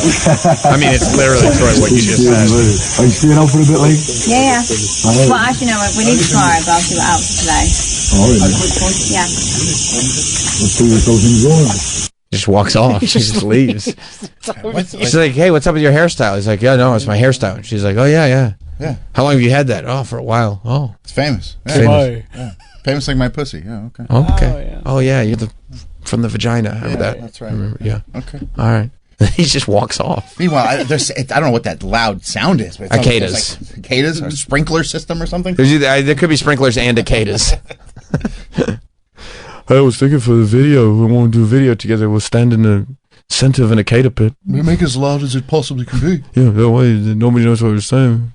Sounds good to me. Yeah, sounds good. Ibiza. It's Ibiza. Ibiza. The British say Ibiza. Ibiza. Yeah, I saw him getting on a private jet with all his homies. You see that? Of course. He takes a private jet. I don't know if he took a private jet before. He took it back to Ibiza. He did? Yeah. We're going back to Ibiza. Next week, I'm famous now. Yeah, see, there he is. He made all his homies get the same haircut. I mean, it looks like a joke, doesn't it? But that's the thing about like sort of viral culture. Nobody knows for sure what's a joke and what's not a joke. And when I say no, I don't mean us. I mean the people doing it. Like the content creators, the Ibiza final boss. He does not know if what he's doing is a joke or not. Because nobody's being honest with him. Like, hey man, you look ridiculous. You know this whole thing is predicated upon everybody making fun of you. I don't know if he realizes that. But also, if you just like let it play out, people will forget they were making fun of you. And it just becomes like, oh, you're the cool dude. Now, you're a cool dude. Everybody likes you because you're cool. It's such a weird thing. It is. And he after this, he went viral. He has management now. Good. I think they're trying to turn him into a DJ, which is smart. That's the thing to do. Right. Like Paris Hilton became a DJ. Right. Because he doesn't have to talk. Because you hear him talking, he doesn't really have. I mean, he's not. He's got nothing to say. He's just a random dude. He wants to stand in a room by himself with a stupid haircut, listening to EDM. Yeah. Sorry, Mike. Your haircut's fine. Sounds like a fun way to spend the day. That's what I was like, ooh, did I just describe Montone? We can't all be listening to Bush. That's true. Yeah, but that's all he wants to do. He's like, this is a good thing to do. Yeah. And so it's like, I mean, I don't think that the interview circuit is in his future. No. Well, he'll get appearances. He'll get appearances. And he'll probably get paid a lot for appearances where he doesn't talk. Especially now. Yeah. He's the hottest thing on the internet. And like that culture, that's his culture. Yes. So the idea that you go, like, I'll bet our former intern Danielle will put on her bucket list to go hang out with the Ibiza final boss. One day, I just dream I could do it. You could do it. Yeah, go right now. You can do it. I think it's very attainable. Just get a ticket. That's the worst bucket list. So that's like, so he's got management that's going to make him a DJ. I think so. I think that's the direction he's going, which is very smart. And they won't take advantage of him. He probably signed a really good deal. I'm sure he had lawyers look it over. And yeah. Right. Yeah. Right. Yeah. Yeah. It definitely wasn't a situation of like, no, you have to sign this now because we have to get going. Yeah, right now. Okay. Oh, Jack K here. Yeah. You heard him talking that one. Did you see that one video where he talks? Where he introduces himself? Yeah. Yeah. When he introduces himself by his real name, that's when it's like, okay, maybe we don't want to know the story behind the Ibiza final boss. And I like that video because he like, you could tell somebody pointed at him like, go. And he nods. He nods like, okay, time to go. Time to do my thing. I'm the Ibiza final boss. Yeah, I want to see that. Where he's like... If you go on Twitter, Jack K, Ibiza final boss. Talks. I think you sent it, didn't you? Yeah. But Jack K, not like Jack K, like from... Jack. Not like the actress. Jack K from... She was on Sister, I believe. They keep going. There you go. That one right there, Mike. Then he just nods. And they cut him off. Like, that's it. That's it. We don't want you to... Okay. Let's see. I like how hype it is. Yeah. Oh, there he is. Ibiza final boss. Jack here. Get to know it. Get to know it. I'm the Ibiza final boss. And he does. He nods real quick before he walks forward. Go! Like, don't nod, dude. That's what I should start doing when I do like WWE stuff. If they're like, because they go 5, 4, 3, and they do the 2 and the 1 and fingers and then point. Right before I start talking, should I go nod? You should look like deer in headlights first. Huh? Okay, go. Or just like come back on camera mouthing the word 1. Okay. Whisper okay into the microphone. Okay. So we have to. Yeah, he does. He gave. I didn't notice that at first. He gives the camera a little nod to let the cameraman know I acknowledge that you're asking me to do this, and I will right now. Time. It's time for me to do this. Get to know it. I'm a Ibiza final boss. Check K. Get to know it. Like what? Okay. I do like that you're giving him credit by his name because I don't think many people are. Oh, bro, I'm so in. I follow him on Instagram. You do? Yeah. I'm keeping up on the Ibiza final boss. Does he Does he have a lot of good content? Occasionally some stuff. Right. Yeah. Right. But people have made a lot of like turn him into a Lego action figure. Wow. I can't imagine that would be that tough. Somebody made him already a puppet. Oh, there's an Ibiza final boss puppet. Oh wow, look at that. It looks almost like AI, but it is a legit puppet. And he put it on his own Instagram. Oh yeah. What's that? Him in a standard hot tub? Yep. That's a hot tub in his backyard. Well, I mean, it looks like the hot tub in someone's backyard. That's pretty cool. Oh, he's chilling like a boss. Standard. Yeah, I don't know that's like. No honeys. He's just by himself. Yeah, he's on his own. Also, a boss.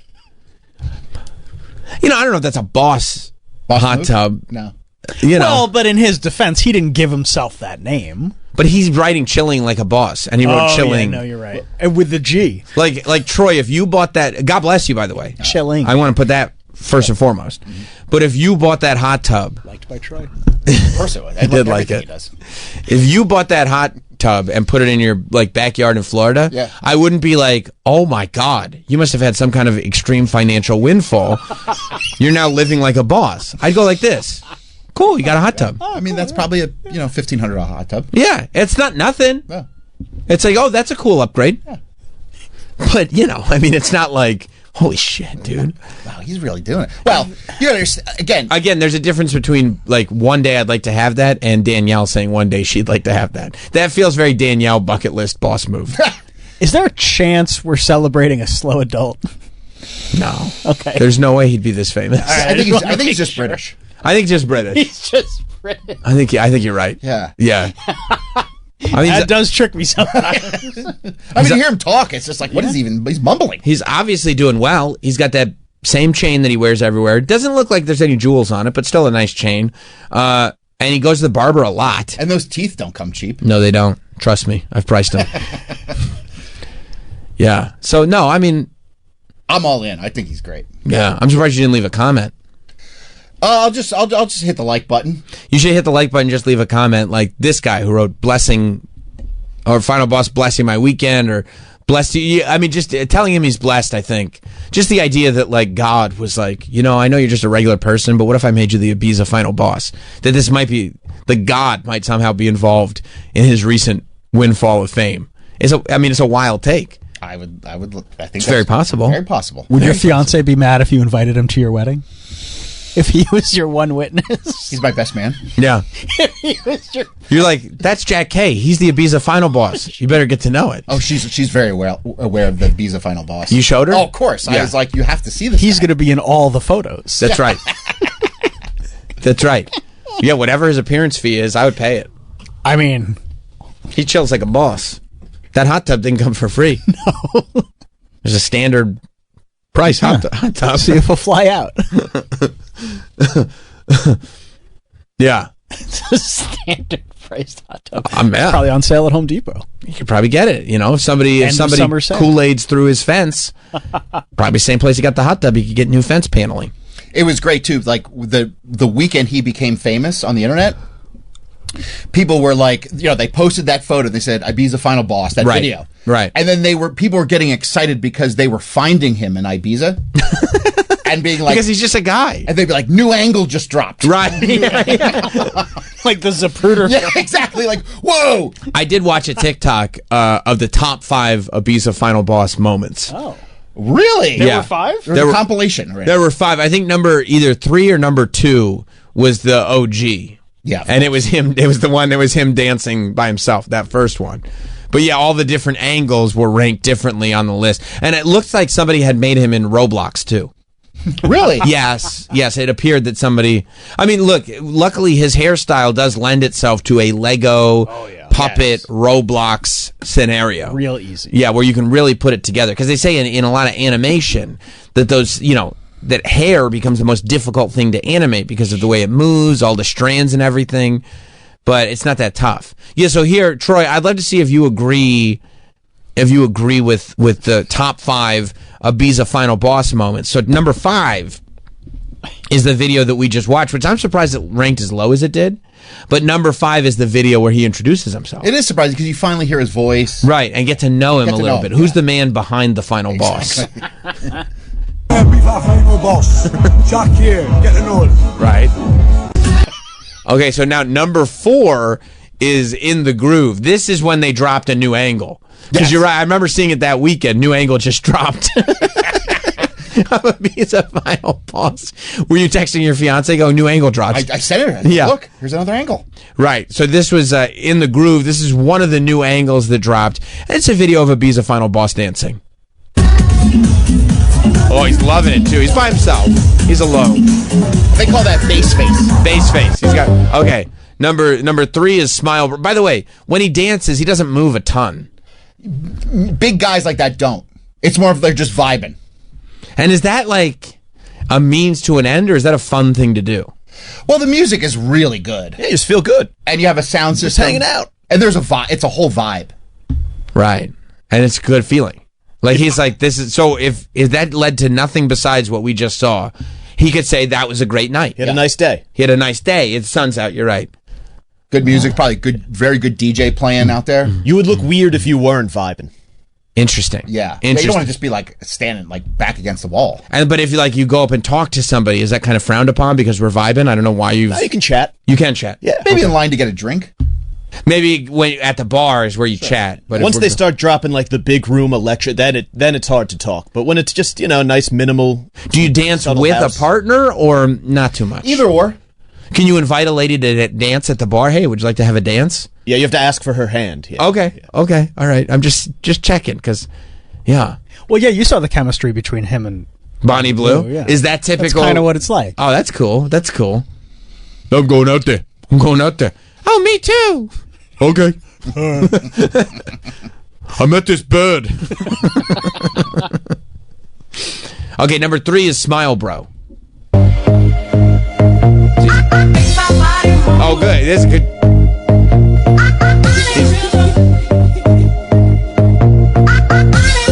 He's just in a room by himself. Oh, no, there's other people in the room. Okay, hit pause. See, he's got a very original tattoo that I would not have seen coming. It's the globe from Scarface that says the world is yours. It's just not, it's kind of an obscure I deep feel like cut. somebody made him an AI. I know. Yeah, it feels that way. Like he's literally got the world is yours tattoo. You got to be kidding me. Like South Park doesn't even need to do anything. No. I can literally just take the video. Yeah. Like anything they did would be like overkill. Yeah, there's no spin on it. He's like, and he's pointing at it too, like, from the film Scarface. Yeah. That I've never seen. I just know about it. Has anybody, by the way, yeah, that's right. That's what I wonder if anybody that has because that is such a big thing, right? Anybody that has a world is yours tattoo or the world is yours, some people have the statue or whatever. People celebrate that. Has anyone seen Act 3 of the film? Nope. Has anyone seen how the film ends? Really, just like that one moment. The one moment is just the world is yours, and then that's followed by great nothing success. Could possibly go wrong. Yeah, nobody has seen the end of that movie. Where it goes at the end of it. He doesn't make the right call ultimately. I don't think you focus on that. They don't like Act 3. I don't think most of them have seen the movie. No. If we're being honest. I think it's just like a thing. Like if I started quoting, "Oh, you want to fuck me, Tony?" Like what? They'd be no, like, I'm "What?" Straight. Yeah, I don't know that. My name's not Tony. Yeah. I'd be like, "No, you have a permanent tattoo on your arm of the film." I don't remember that part. I turned it off after the tiger. Yeah. When the world was mine. Yeah. I mean, that movie ends after the Take It to the Limit montage. Great movie. Click. Credits. Click. Yeah, people are like, I don't know if Scarface really needed to be 3 hours long. They go, that's a 2-hour movie. Yeah, what are you talking about? I don't know what you're saying. Interesting. Okay, number 2 is Ibiza, I'm on my way. And that's when he's getting on the private jet with the homies. I'm on my way.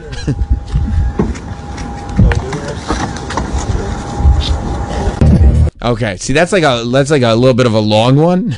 Well, you had to watch him get on the plane. Right. Well, I mean, it might have been a little better if he walked up, right? Started walking up. Maybe you just saw him walking up the steps. You didn't need the walk to the plane.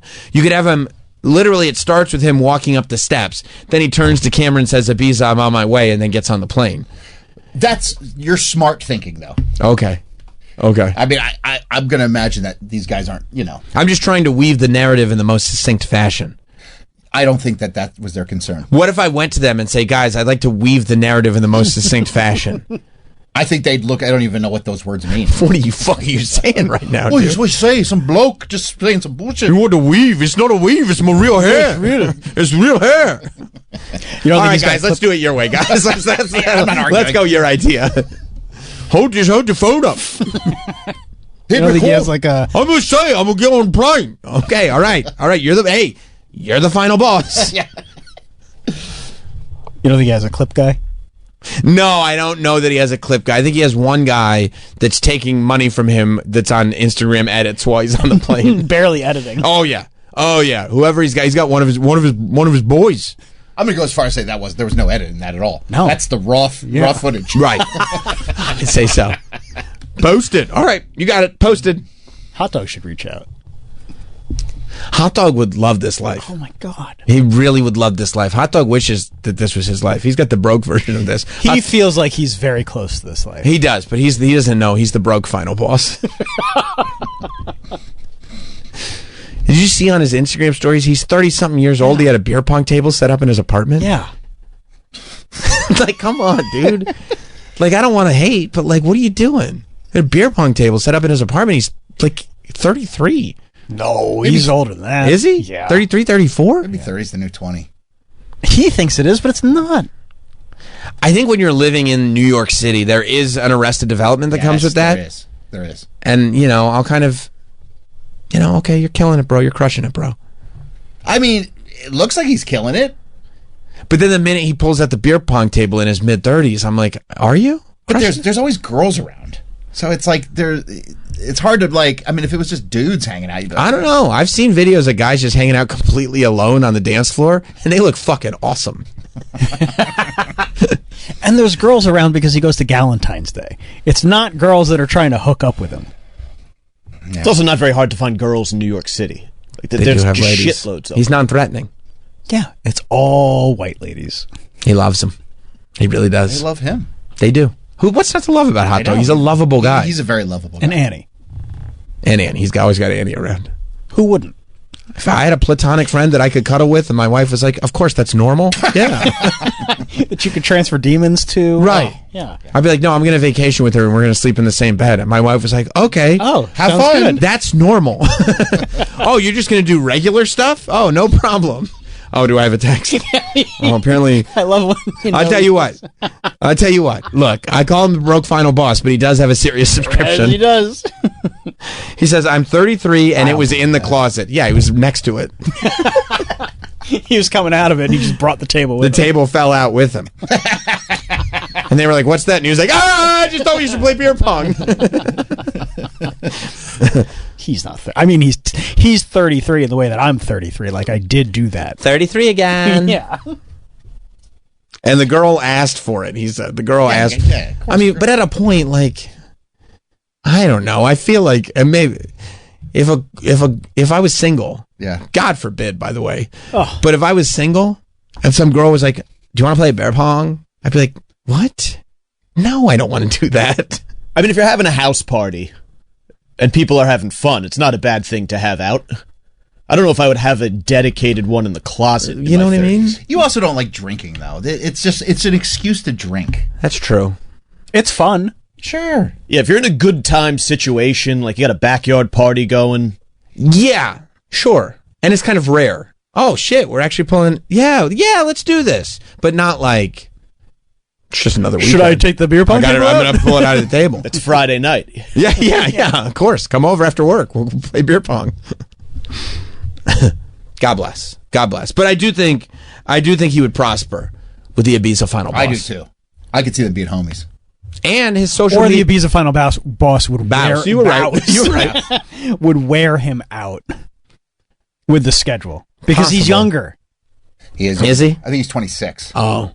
That's way young. It would take his social media game up a notch, though. Hot Dog would do a better job than Ibiza Final Boss's social media guy. I mean, Ibiza Final Boss just has his, like, blokes from back home. That's right. And then the number one Ibiza Final Boss moment is the famous trim.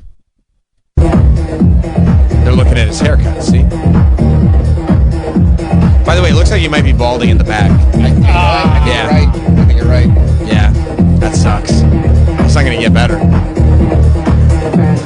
Like it, he should become the turkey final boss. Get those hair plugs in. Oh, yeah, he's definitely thinning out. Yeah, he's losing in the back. He'll be like in 10 years, like he hangs on to it and it's just a comb over. Yeah, it will be. Or like a really obvious wig. Yeah. Like, what are you doing, dude? Like all of a sudden his hair got really thick overnight. And you're like, whoa, and it kind of sits on top of his head. Come on, dude. I mean, I think he's awesome. You love him. I think he's great. Yeah. I love when the internet does this. Just anoints somebody. Creates a star. A star is born. Crowns a new star. I'd like to remake that movie, A Star is Born, but do it like for the internet age. With Ibiza Final Boss? Ibiza Final Boss. Has Hot Dog ever been to Ibiza? He loves vacationing. It would surprise me that he has never been to Ibiza. It seems like a place he should go. He definitely should go. There's a lot of honeys. And just good vibes. He loves vibes. He loves good vibes. I know he's already planning his next trip. Maybe he should we saw that. Yeah, he should He's do going it. back to Japan. Yeah, Isn't he? like take a fucking break. Like dude. you've been there already. Like he loves it. He loves to vacation. He loves to travel. Well, he would probably like to go there without broken limbs. That's true. He did. Well, that was alcohol induced. Yeah, he was trying to impress a lady. How'd it work? Not good. Not good, Troy. Yeah, he should go to Ibiza. He should. I think that would be a great move. I do too. Yeah, I do too. But I'm no vacation expert. I'm the opposite end of the spectrum. You don't like vacations? Not really. I mean, I don't like just vibing. I don't think you just know how to relax. Like, you know how to just, like... Chill? Chill. I like to vibe by myself. I love relaxing by myself. Dunkin' Donuts, you know how to vibe. I vibe hard in the Dunkin' Donuts. You went to Dunkin' twice this week. I couldn't believe it. We got a text from you on a Saturday. That's not as irregular as you think it is. Really? Yeah. But sometimes on a Saturday, you'll catch me chilling with one of the kids. Whoever wants to go. Oh, if both want to go, they can both go. But a lot of times, just one wants to go. That's cute. So, FaceTime with Dad? Lucky you. Yeah, you can catch me vibing out. That's cool. Okay. The kids get... Do you go to the same one as you went to on Friday, or do you switch it up? Usually same one. Okay. But if there's a reason to switch it up, or if I'm just feeling a different vibe, I will go to a different one. Because they have different vibes? 100%. Like, you know what? Was it this weekend or the weekend before? I went to a different one because it was closer to where I dropped my daughter off at camp. It was this weekend. That makes Friday sense. I went to a different one because it was like, of course, close to where I dropped my daughter off at her camp. Gotcha. All right. That's great. I have memories of hanging with my dad at a Dunkin' when I was a kid. Oh yeah. So they had Dunkins back then. Oh yeah, many years ago. I think they actually called it Dunkin' Donuts at that time. Donuts. Turkey Hill donut. Yeah. I mean, I got stuck in some real vibes on Saturday at home because I was watching. I had Peacock on for some reason. I was probably just scrolling through shit, and I didn't know School of Rock is on Peacock. And I'm like, that's a great movie. And I said, you know what? I can watch School of Rock with the kids. Yeah. You know what I mean? And so I put on School of Rock, and they were enjoying it, right? So we went through, and it was Saturday afternoon, and we're doing other stuff. It's not like we're just locked into the television set the whole time, but some of these movies are perfect movies to have on in the background. We went through School of Rock, and then it auto-played the next movie. Mm. And Scarface? It was Ferris Bueller's Day Off. Nice. And we were like, you can watch that with the kids. We did. Yeah. I was like, we're not going anywhere. We're leaving it on. And then all of a sudden, autoplay started again because, don't forget, in Ferris Bueller, he talks through the whole credits. There's content through the whole credits. So we're playing it all the way through. And then we get to the autoplay, Clueless. And we go, oh my God. So we, gave the kids an entire cultural education from School of Rock to Ferris Bueller to Clueless. And then I had to turn it off. All 3 movies about school. School. Yep. And the different, and they're all like brilliant movies. Yeah. And all made in different decades. Yep. School of Rock is 2000s, right? Yes. Yeah. So all different decades, but all still that same, experiential movie. And they're all so good, man. All 3 of those movies are excellent. Did you show the kids your photo with Cher after you watched Clueless? No. Why? No. Be like, hey, look who Dad... That would have been a flex. Yeah. You think so? Yeah. Of course. I didn't feel like because sometimes when you're vibing, you don't want to flex because you're all riding the same wave. You want them to think you're cool. Yeah, you do. Oh, trust me, they know I'm cool. All right. But that's like super cool points. Yeah. You think so? Yeah. Did I know Cher like that? Yeah.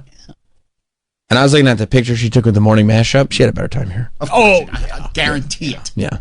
Yeah, we forgot about them before she was even in the studio. That's right. We were vibing. Yeah. Me and Cher. You could have hung out with her all morning. You think so? She was hanging. That's awesome. That's awesome. We didn't even get into the Aerosmith stuff. Oh, I was dying to... I hope she comes back because there's a question I would like to know. What's the question? Did she really get her navel pierced? That's a great question. Because that scene right there made every girl for the rest of the 90s want to get their navels pierced. That's right. And girls started walking around with long shirts on in front of their parents because they didn't want them to know that they got their belly buttons pierced. Yeah, you're 100% right. It became the thing. The thing. She's the one. That's the staple that was like, every girl's doing this. Right. And then once every girl did it, it wasn't the rebellious thing anymore. So then they had to get their tongues done. Right. Yeah. Yeah. I tell you, I am looking forward. I saw this trailer to the Charlie Sheen documentary. Do you see this trailer that Netflix dropped? It seems like the doc drop. It seems like they're that it's going to be like they really are going to get into it. Yeah. And the people that they got on it are absolutely insane. They have Charlie on it, but they have like everybody. They have like Chuck Lorre. Mm-hmm. They have Denise Richards, his ex-wife. They have everybody on it. And I mean, yes, daughter's on it, which is nuts. And I'm watching this trailer. It's for AKA Charlie Sheen is the name of the doc that's coming out. I think it comes out at the end of the month, if I'm not mistaken. September 10th. September 10th. Okay. Beginning of September. Never forget. And that's right.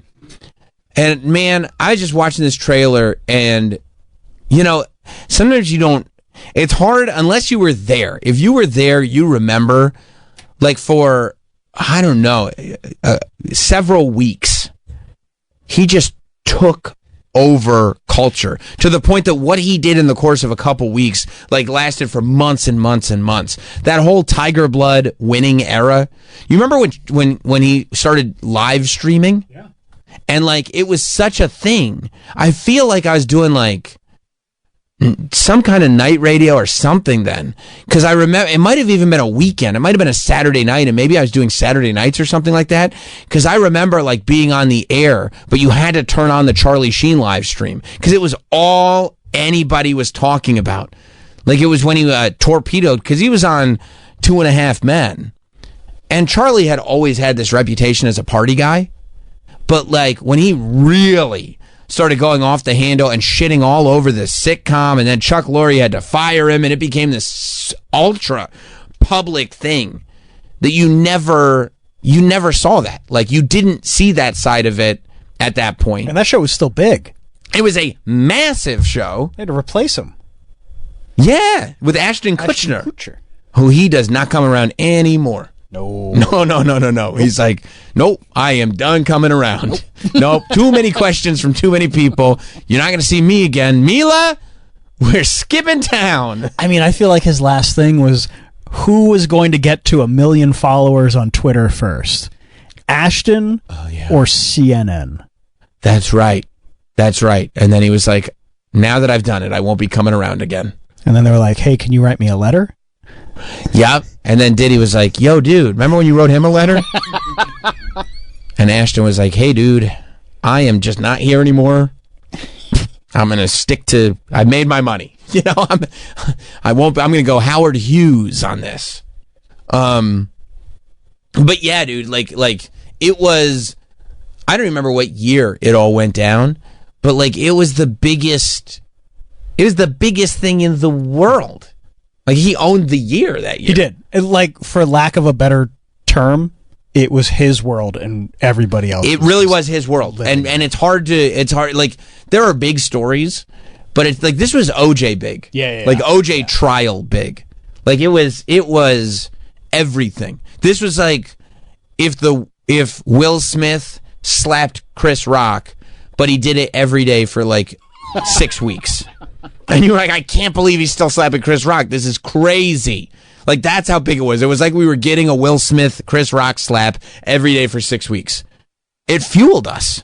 Wasn't there an interview, though? Didn't he do an interview with somebody that's where that tiger blood... Winning. Yeah.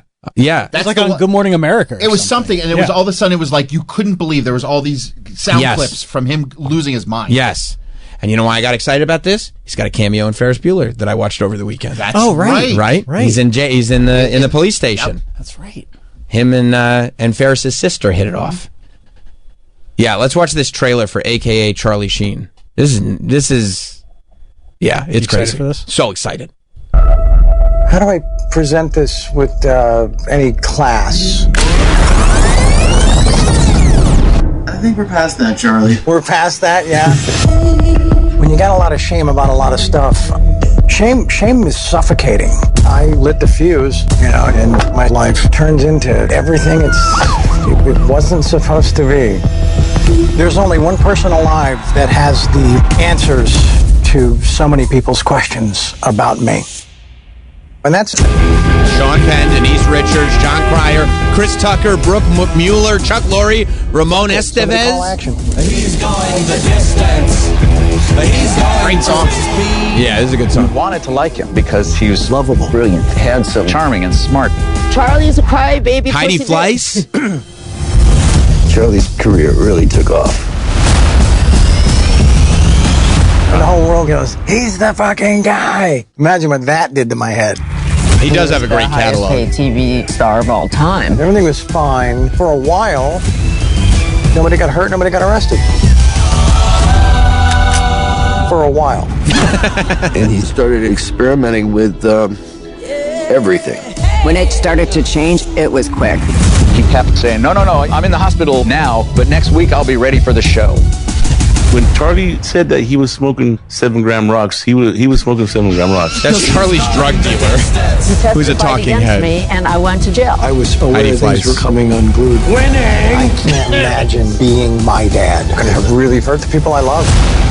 You can't really have a relationship with someone going through addiction. Now, Charlie's sober. He's going to tell you the truth. The stuff that I plan on sharing, I had made a sacred vow to only reveal to a therapist. Is there going to be anything off limits?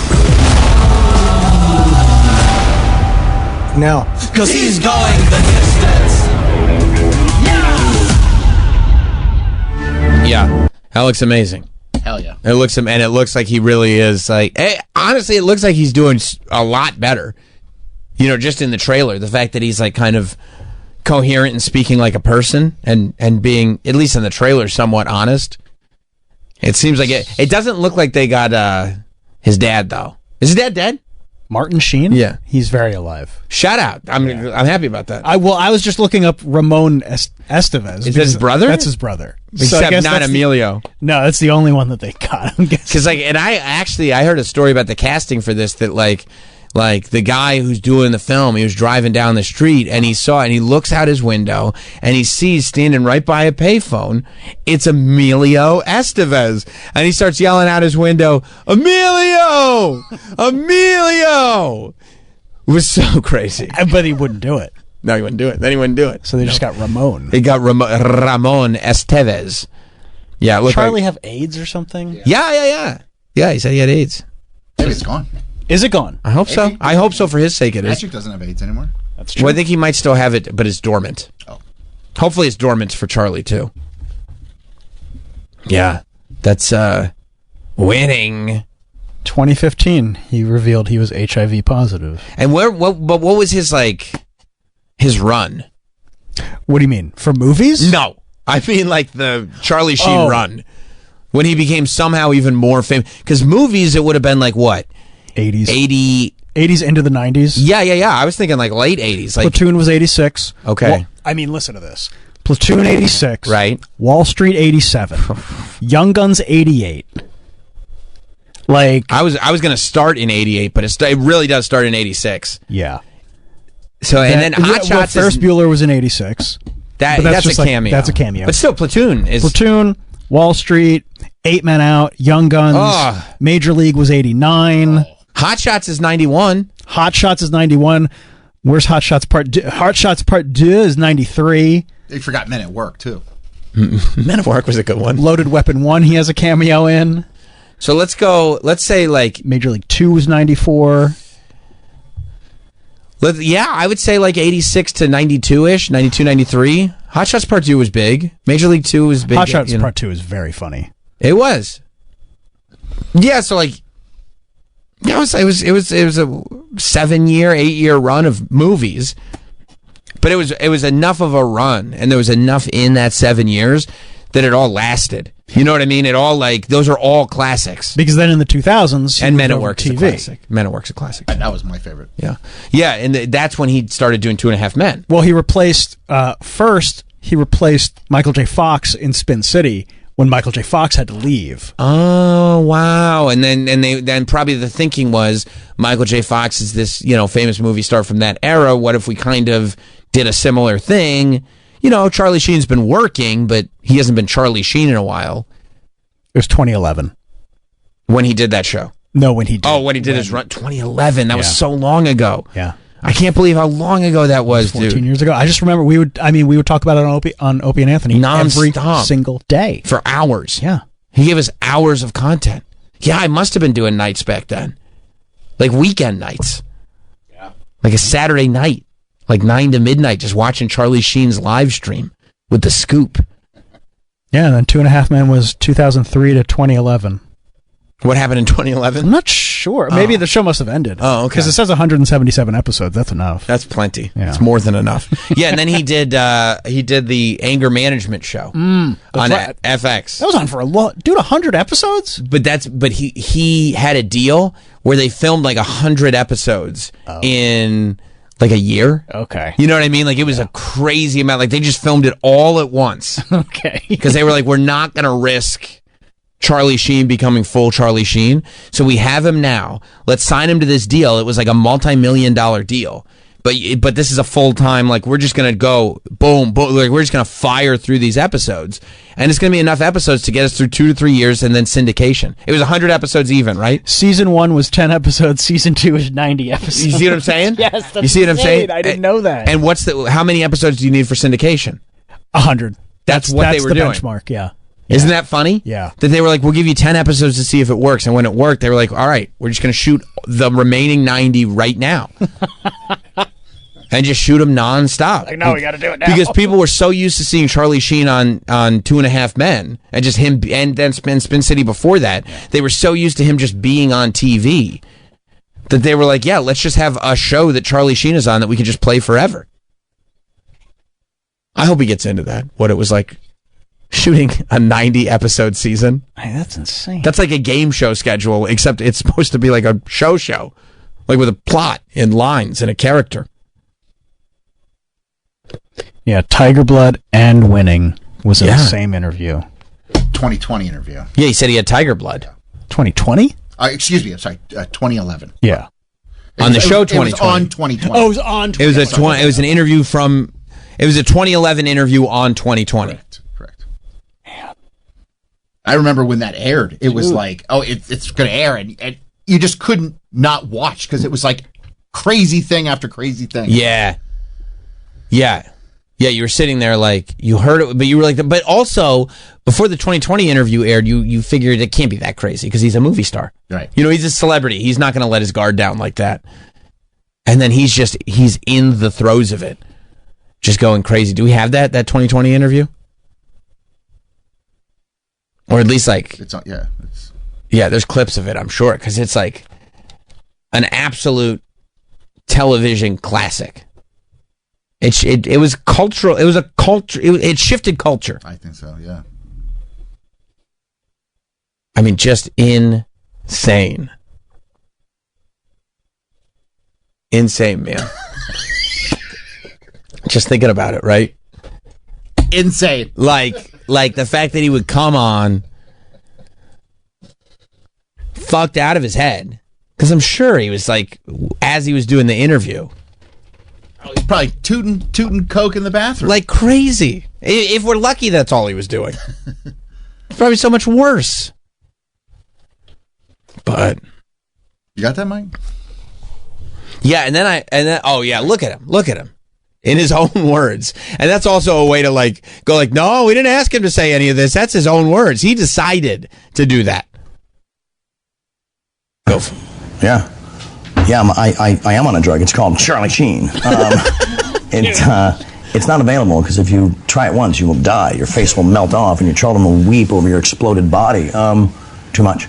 So it's just I woke up and decided, I've been kicked around, I've been criticized, I've been like the aw shucks guy with like this bitch in rock star life, and I'm just finally gonna completely embrace it, wrap both arms around it, and love it violently, and defend it violently through violent hatred. What? Are you on anything right now? Are you on any drugs right now? Pulling out. It seemed a fair question. Why are you doing voiceover, lady? I want to know more about it. Yeah, Charlie Sheen with the double fingers. I hope we're still allowed to have fun with this. I hope he doesn't tell us like something on the doc about how like horrible everything was. You know what I mean? Like an essay? Well, I don't know if he will here, but like just because I'm sure he's in the throes of addiction here. Yeah, of course. You think? Well, he's on Charlie Sheen. I mean, he just said he wasn't on anything. If you try it, you will die. Go on. Under the circumstances, the slightly hyper demeanor, the non sequiturs. You're dealing with a Vatican assassin. Sorry. What does that mean, you're wondering? Whatever, it's just a joke. I take everything so literally.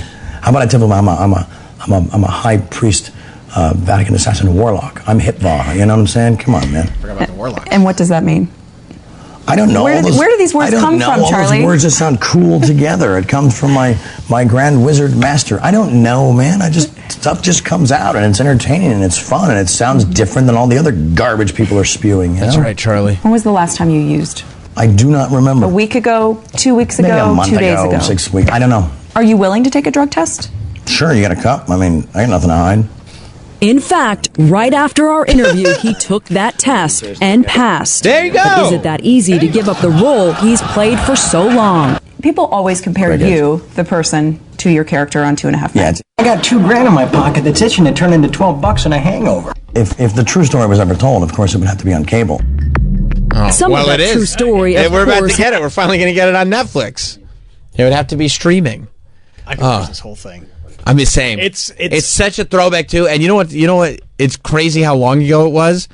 If you watch the video, look at where the ABC logo is in the corner. Yeah, I know exactly what you're going to say. It's tucked into the screen because they were doing HD, but they still had to format their shows so that it would work because most people had the 4:3 ratio TV. Yep. It was when like only the people that were on top of technology had widescreen televisions. Yep. And forget about watching this on your phone. No, that wasn't happening. No. Huh.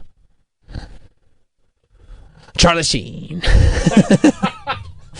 Like, how are you not transfixed? But I would love to know, like, and hopefully they'll get into this in the doc, like, what was the breaking point?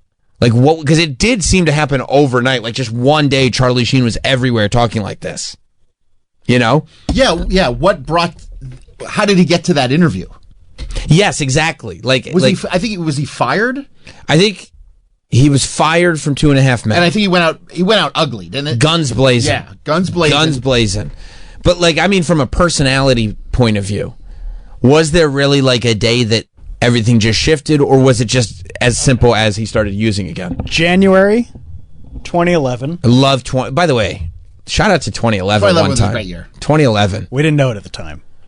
No, we didn't, because we were still, I mean, it wasn't 96, but still, it was good. Yeah. This is the AI overview, by the way. Yeah, it's probably authentic. January 2011, Charlie Sheen is hospitalized for, quote, severe abdominal pain. Sure. And voluntarily enters rehab. That's fine. February 2011. Okay. Sheen gives an interview where he stated he didn't need rehab. Oh. Using phrases like tiger blood and Adonis DNA. I forgot he had Adonis DNA. It's just, I mean, people love wrestling promos. People love Muhammad Ali. People love when you just get on there and you're a slick talker and you just speak about how great you are. People love that. Same month, production of February. 2.5 Men. And this is February. This is still February. Okay. Production of 2.5 Men shuts down due to Sheen's behavior. March 20th. From a pro or con? I think that was a con. Okay. Oh, you mean like pro, like, hey, we don't need to make more episodes. Yeah. He's crushing it. Was it because he was so electric, or was it a bad behavior thing? I think it was a bad behavior thing. Okay. I think it was like, oh, he can't do that. I just don't remember. It was a long time ago. March 2011, Sheen is fired from 2.5 Men, and then he sued Warner Brothers for $100 million. Well, I would want my money too. And then the AI overview says, throughout 2011, Sheen engaged in a series of public rants, interviews, and social media posts. Yeah. It really was. I mean, and it was that, and 2011 is where TV and the internet really starts to get blurred. Yeah. You know what I mean? Where Charlie Sheen can leave a sitcom and do this live stream and start getting to a place where you can have a huge amount of views. All these moments, like, you don't even know as they're happening, are like, you know, very culturally significant in terms of you know, the way it's going to lead people. Oh, and then he did Alex Jones. Forgot about this. Yeah. Yeah. Fat Alex Jones. Well, yeah. Alex Jones only very, very recently lost weight. Right. Right. This is still, but he was bald more recently. You know what I mean? He still had his yeah, sweeping, beautiful hair. Locks. His locks. Yeah, let's hear a little of Alex Jones and Charlie Sheen. Is Charlie Sheen. Charlie, thanks for being with us. Thanks for having me, Alex. It's great to be here, as usual. I think right off the top, we need to take a moment of silence for the victims of September 11th. Just know that those are those are the memories that we're honoring today. Oh, hang on. This is pre-Charlie Sheen Goes Crazy. Yeah. This is 2009. Yeah. He's too normal. This is his 9/11 truthing. Oh, yeah. He's a truther? Yeah. Oh, yeah. good. Yeah. But that was, I mean, Charlie Sheen was 9/11 truthing before. Before it was cool. And before he was nuts. Yeah. He was like, he was still on a sitcom for years after this. Which again, but that goes to that idea that, like, you can do stuff on the internet and it's totally separate from what you're doing on TV. He was the one who started to really blend the two worlds together, where it's like, I don't understand what's going on anymore. You know? Yeah, I forgot he was at 9/11. Yeah. Hot Dog brings up a good point. Really? I remember the day he joined Twitter, everyone went fucking nuts. I do remember yeah. that too. Yeah, because it wasn't a given that a celebrity would ever be on Twitter, especially just one that's spouting shit out like that. Everybody absolutely went nuts when he joined Twitter. In 2013, he tweeted his ex-wife, Brooke Mueller, "Happy B-Day, Brooke. Why don't you blow out this candle?" The candle was a grenade. I thought it was going to be sexually inappropriate. It was a violent threat. Didn't he also go on tour? Yes, he went on a speaking tour. He went on, like, he did the Conan O'Brien thing.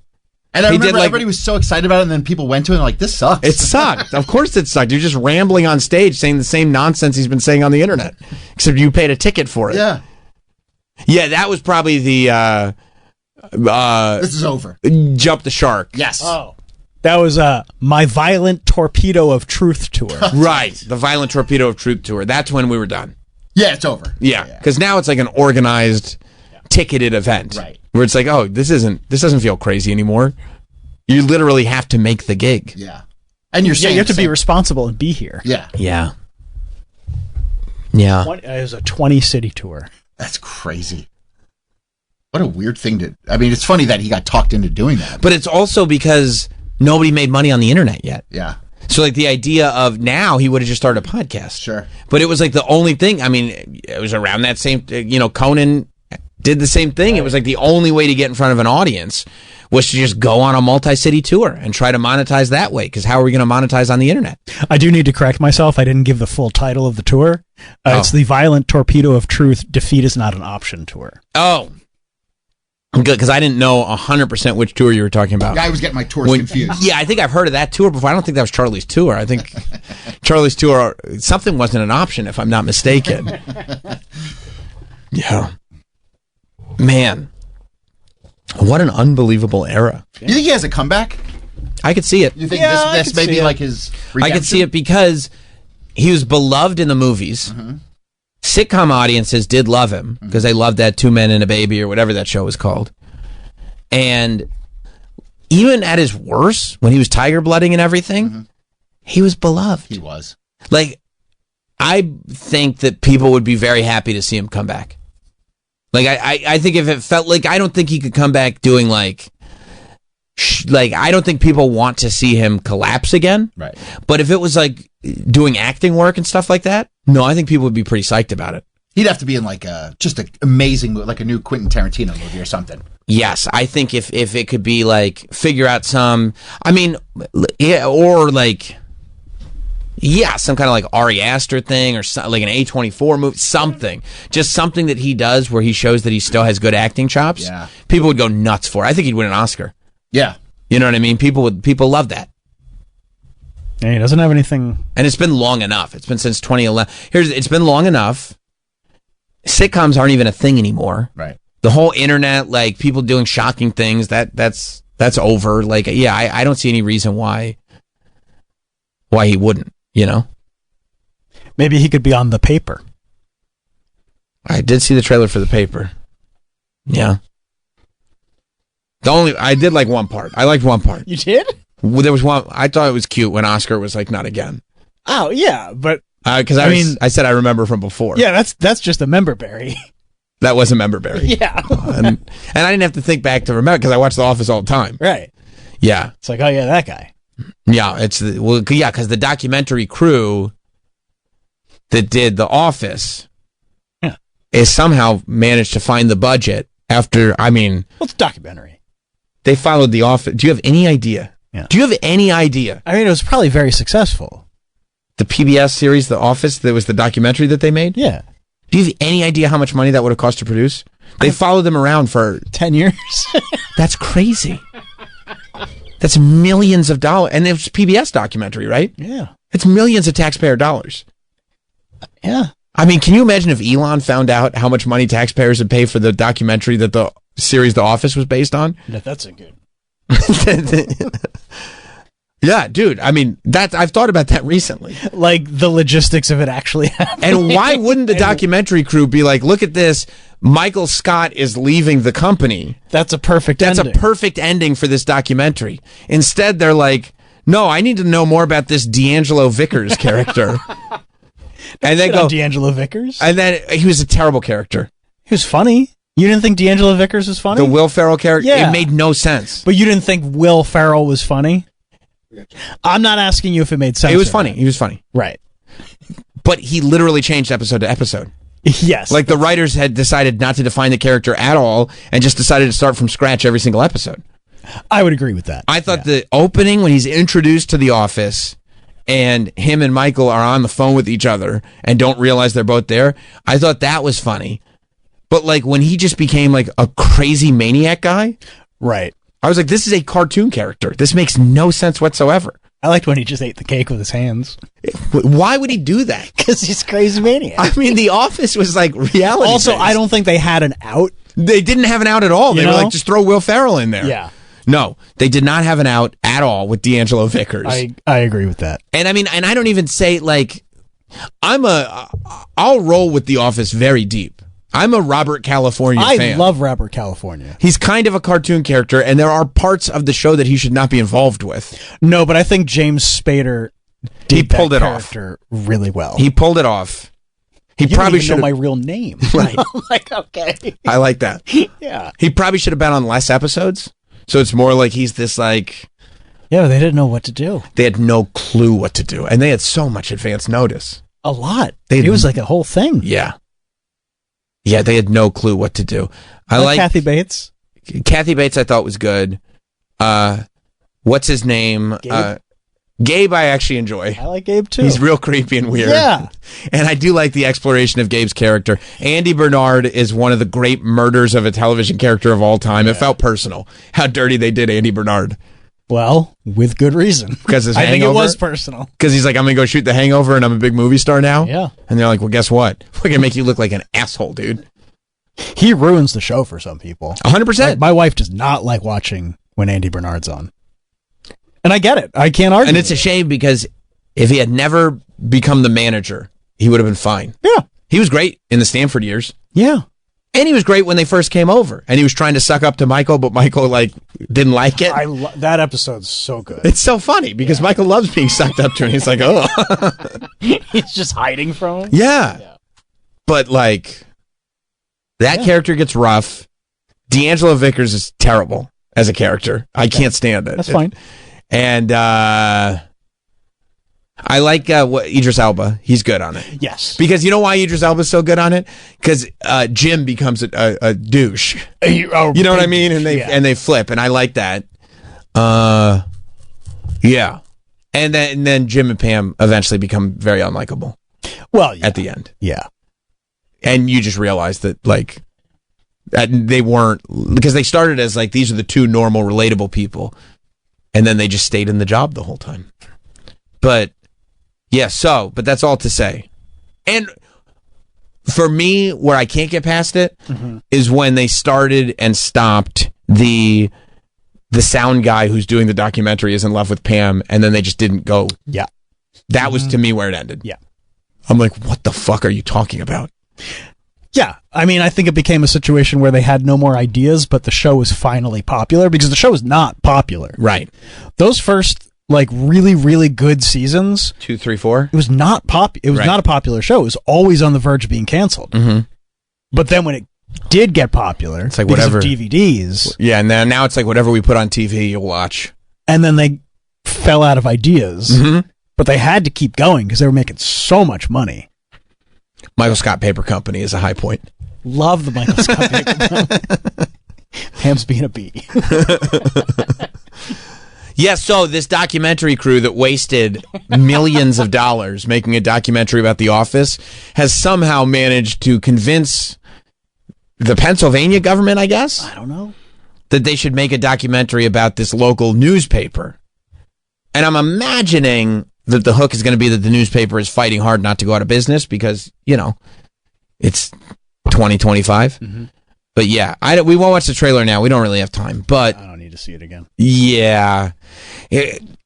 Already, like in the trailer, everybody's a wacky cartoon character. And I'm like, that's not the show. I like Domhnall Gleeson. Me too. So I will watch it because Same. I'm curious. And I like The Office. And I like The Office. They've earned the right to make a spin-off if they want to. And you know somebody's going to show up. Well, in the trailer, Oscar says... Well, no, I mean, Oscar's like a character in the show. Right. Like, he works there. Oscar says, I can't believe you guys are back here. I go, I know why he's upset. Like, that was I funny. saw the other doc. Yeah. Yeah. And then he goes, I'm just going to make it unusable. And then he says the F word. Who do you think's going to show up? I don't know, but like, you know somebody's going to show up. Probably what's-her-face that Andy Bernard was in love with. Aaron? Yeah. Kimmy Schmidt? Yeah, I mean, none of them are doing anything. So, like, I'm sure Meredith and Kevin will be... Kevin is keeping Cameo afloat. I mean, Kevin doesn't need any more money. He's great. Yeah. Yeah, Meredith and Kevin will be there. You know? I'd like to see Creed back. Yeah. I'd like to see Creed come in, assuming a different identity, and then getting upset when that would be funny. When the camera crew's there. That would be funny. Yeah. Yeah. All right, let's get out of here. We're not going to be here tomorrow, unfortunately. But on Wednesday, we will be back live. Tomorrow, you can tune in for the best of. And on Wednesday, we're really going to have to get serious and finish our list of 64 bands. This is going to get ugly. Yep. Because there's only so many spots left? There's only so many spots left. There's a lot of bands that need to be on it. And there's a couple artists, couple songs on here that should not be on this list. If you say Crash Test Dummies, catch it. No. You're fired. No. There are, in my opinion, 6 bands that might be on here that are not good. Oh my God. Yeah. So that could take us from 48 to only having 42? But there's a lot of bands that need to be on this list. But I've got then a list of, shout out to the fans. Yes. I always say the that. The fans were very, very helpful. I always give a shout out to the fans. We missed some real easy ones. But we'll figure that out on Wednesday. And if you want to catch up on the list, it's on the show Instagram. Yeah. The list is on the swipe through it. It's a carousel. Look through it. And also, it's not a ranking. No, and It's you just a clearly list. say that. You say that in the description. Read the words, guys. And somebody's like, shouldn't be that high. You just not can't that believe people are that stupid. Yeah, you're that high, apparently. High above me. So lovely. So can I say something? Before you call in on Wednesday, can you look through the list and make sure the song you're thinking about, see if it's on that list? And also, don't take Troy's picks. He likes credit. He does like credit. He's selfish that way. There was a good pick on there. There was 2 on there, and I gave credit to them. They said I could have the credit, though, if I wanted it. Nice. So I will take it. You should take the credit. I'm going to. So it's Sam Roberts SXM on Instagram. You can see the list that we've put up. It's just the list that we've said. It's not in any ranking yet. That would be a different conversation. It's not final. It's not final. We have to add to it to get to 64. You can also listen to the segments, plural, that we've had to kind of discuss how this list is formed with the SiriusXM on demand, on the app. And enjoy that. We'll be back on Wednesday to finish this list. Have a good one. This has been Sam Roberts Show. If you missed anything or want to hear it all over again, check out Sam Roberts Show on the SXM app.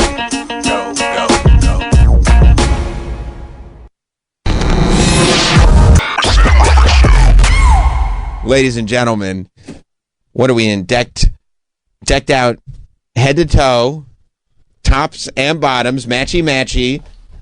Louis Vuitton, that looks like. Hell fucking yeah. Ladies and gentlemen, DJ Who Kid has arrived. Some fucking gin and juice. Make yourself comfortable. What's going on, DJ? Welcome. What's up, niggas? What's going on? How are you doing, man? I'm chilling. Where are you sitting, Who Kid? Wherever you want. Sit down. Sit down. Make yourself at home. Who Kid? We were talking. And you hear about these Hollywood legends that we lost? Passed away. Really? Yes. George Clooney dead? No, George Clooney is very much alive. Very much alive. I'm talking about Gene Hackman. You know Gene Hackman? Why that name sound familiar? Ain't he the Batman motherfucker? No, he's not the Batman motherfucker. He was in... Oh, Gene Hackman. Gene He Hackman. been on them crazy army movies and shit. He did. I mean, it seemed he probably did some army movies, I saw right? him with some camo. He be wearing camo out He there. has worn camo out, in these streets. But yeah, he did a lot. He, his wife, and his dog, they unfortunately passed away. They were found dead in their home together. Him and his wife? And their dog. They committed suicide? I don't think so. I think carbon monoxide. Oh. So they committed suicide? No. Accidentally. Like when there's a carbon monoxide leak or there's just carbon monoxide in the house. And No, they committed suicide. Okay, wow, I don't think so, but that's your theory. And then Michelle Trachtenberg. This is who we were talking about. 39 years old. Take it too soon. Michelle Trachtenberg. I'm 54. I don't know why I ain't dead yet. No, I was actually just thinking that myself. Yeah, I'm about to fucking die. Yeah, Harriet the Spy. What? Yeah, Harriet the Spy. Yo, white people are dying in fucking groves. It's a tough time for us. What happened, man? Well, she had a liver transplant like not too long ago. I guess she was sick or whatever. And then I don't know if it was complications from that. I mean, they're saying natural causes, but at 39, I don't know what natural causes. So I think Bill Gates is killing y'all because Bill Gates is trying to kill us. You know what I'm saying? He was trying to kill you guys for a while? With the food and everything, right? Bill Gates. Yeah, he got that. He got the DNA. He got all the GMOs and the fucking clone meat and all that. Sure, But you guys eat our shit too, so it's good. It tastes dying good. with us. Yeah, no, that's right. That's right. Trying to pump the low nutrition, high chemical food into low income areas. Bill Gates. Yeah. Oh, yeah, that nigga. That sounds crazy. You know what I'm saying? Who do you have with you here, DJ Who Kid? I brought K. Charles, man. Hey, K. Charles. Hey, what's going on? What's going on? Hey, This is actually his first interview. Really? Yeah, I'm on Sirius XM. That's right. Lit. That's right. It's crazy. He popped his cherry. That's right. I was hoping I'd pop someone's cherry this morning. Hey, yo. Yeah. I don't know why me and Sam always do a lot of things first. Because the last time I was with Sam Roberts, we were with Diddy. Okay, that wasn't the last time. All right, That was not the last time. Last time I remember. Okay. There was one instance we're doing everything we can to scrap the photo from the internet entirely. There was That's a wild night. Yeah, no, there was a red velvet cake involved. It was I almost dropped it on him, and then Sam was laughing. Yes, because he's allegedly he unalives people. Are you talking about P. Diddy? Yeah, so unalives. That's the new word now. No, that is. Yeah. You're keeping up with the kids. Can't say kill a nigga. Right. You know you can't say that. You should never say that. You could drop the M-bomb on here? Nigga, I'm the only one. Wait. He can. I've been gave Sam the pass, but he don't want to do it. I haven't utilized my pass in quite some time. You don't want to get fired. No, yeah, or worse. Yeah. What's worse, getting fired or canceled? Diddy. Probably Diddy is the answer. Yeah. Well, the last time we were with Diddy, before we get into K. Charles, yes, that was a wild interview. It was. It was. Very... So you want to know why we interviewed Diddy together? I will expose you. This guy's a snitch, man. This guy. So Who Kid came to me because Who Kid's, he's always. I mean, K. Charles, you know this. He's always got a scam. He's got a scam. Always got a scam. And he goes, Sam. He goes, Diddy's coming up here. And this was before. I've never been to a Diddy party. You probably knew because you've been to Diddy parties. No, you probably knew everything that was happening. No, I've done events, but I don't go to his house. Like everything bad happened at the crib. And you were never at the house? Never, ever. So when the videos come out, you're gonna see me in there. Lucky you, because they're putting the Epstein list out today. The Diddy list is next. Definitely, I would have my dick out if I was there. yeah, you would have seen my dick. That's right. I don't want to see it too, you faggot. You may that's we don't. That's you make terrible choices. But he goes, Sam. He goes, Diddy's coming up here. I go, oh, that's great. I go, you're going to interview him? He goes, yeah, except 50 hates Diddy. And I was like, oh yeah. I remember that 50 hates Diddy, and now everybody knows that 50 hates Diddy because he's putting out that documentary. Oh yeah, but yeah. He goes, 50 won't. I can't interview Diddy, and he goes, and Eminem hates Diddy too.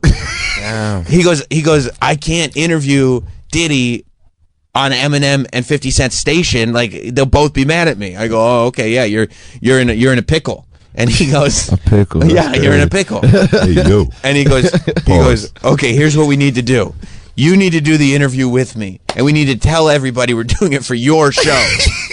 But like, you'll just be in there with me. I'll do the interview, and you ask some questions, and then we'll play it on your show. Yeah. But Diddy will think he's on my show. Exactly, because it was too late to cancel. Right. I didn't want to get beat up. Right. He was up here physically. Right, and you never know. What year that was?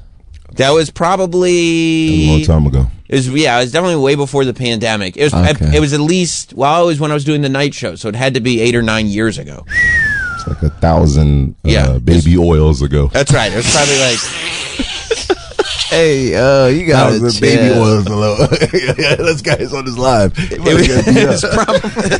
turned it off. Just turned off yo. K. Charles man, relax. He turned his Instagram live on when he walked in, and he was like, oh, "All right, we've given the people enough. Who sees it, baby? Who sees it? Yeah, everybody dying where we at too. A lot of rappers are dying too, right? Didn't the rapper just die? Which rapper died? I don't know. Which rapper passed away? I try to stay out that. Yeah. Who's dead? I mean, I honestly don't care. So you don't care. Lord. You don't care. You're a selfish person. You gotta do research. Yeah. He's a great guy. Yeah. Did he? 2015. It'll be 10 years ago in November. Oh my God. Wow. I had hair. I had hair when we interviewed Diddy. Yes. Comb over or? No. It was still standing strong 10 years ago. It was still standing strong. He looked like he was mixed. Like he looked like he had a black father. That is true. He cut it off, right? That is true. I'm dead ass. I wish I was. He had like curls. I don't know why. That's true. Aren't you white? That's true. Who knows? You can't say this on regular Who's radio. to say? No. I can't.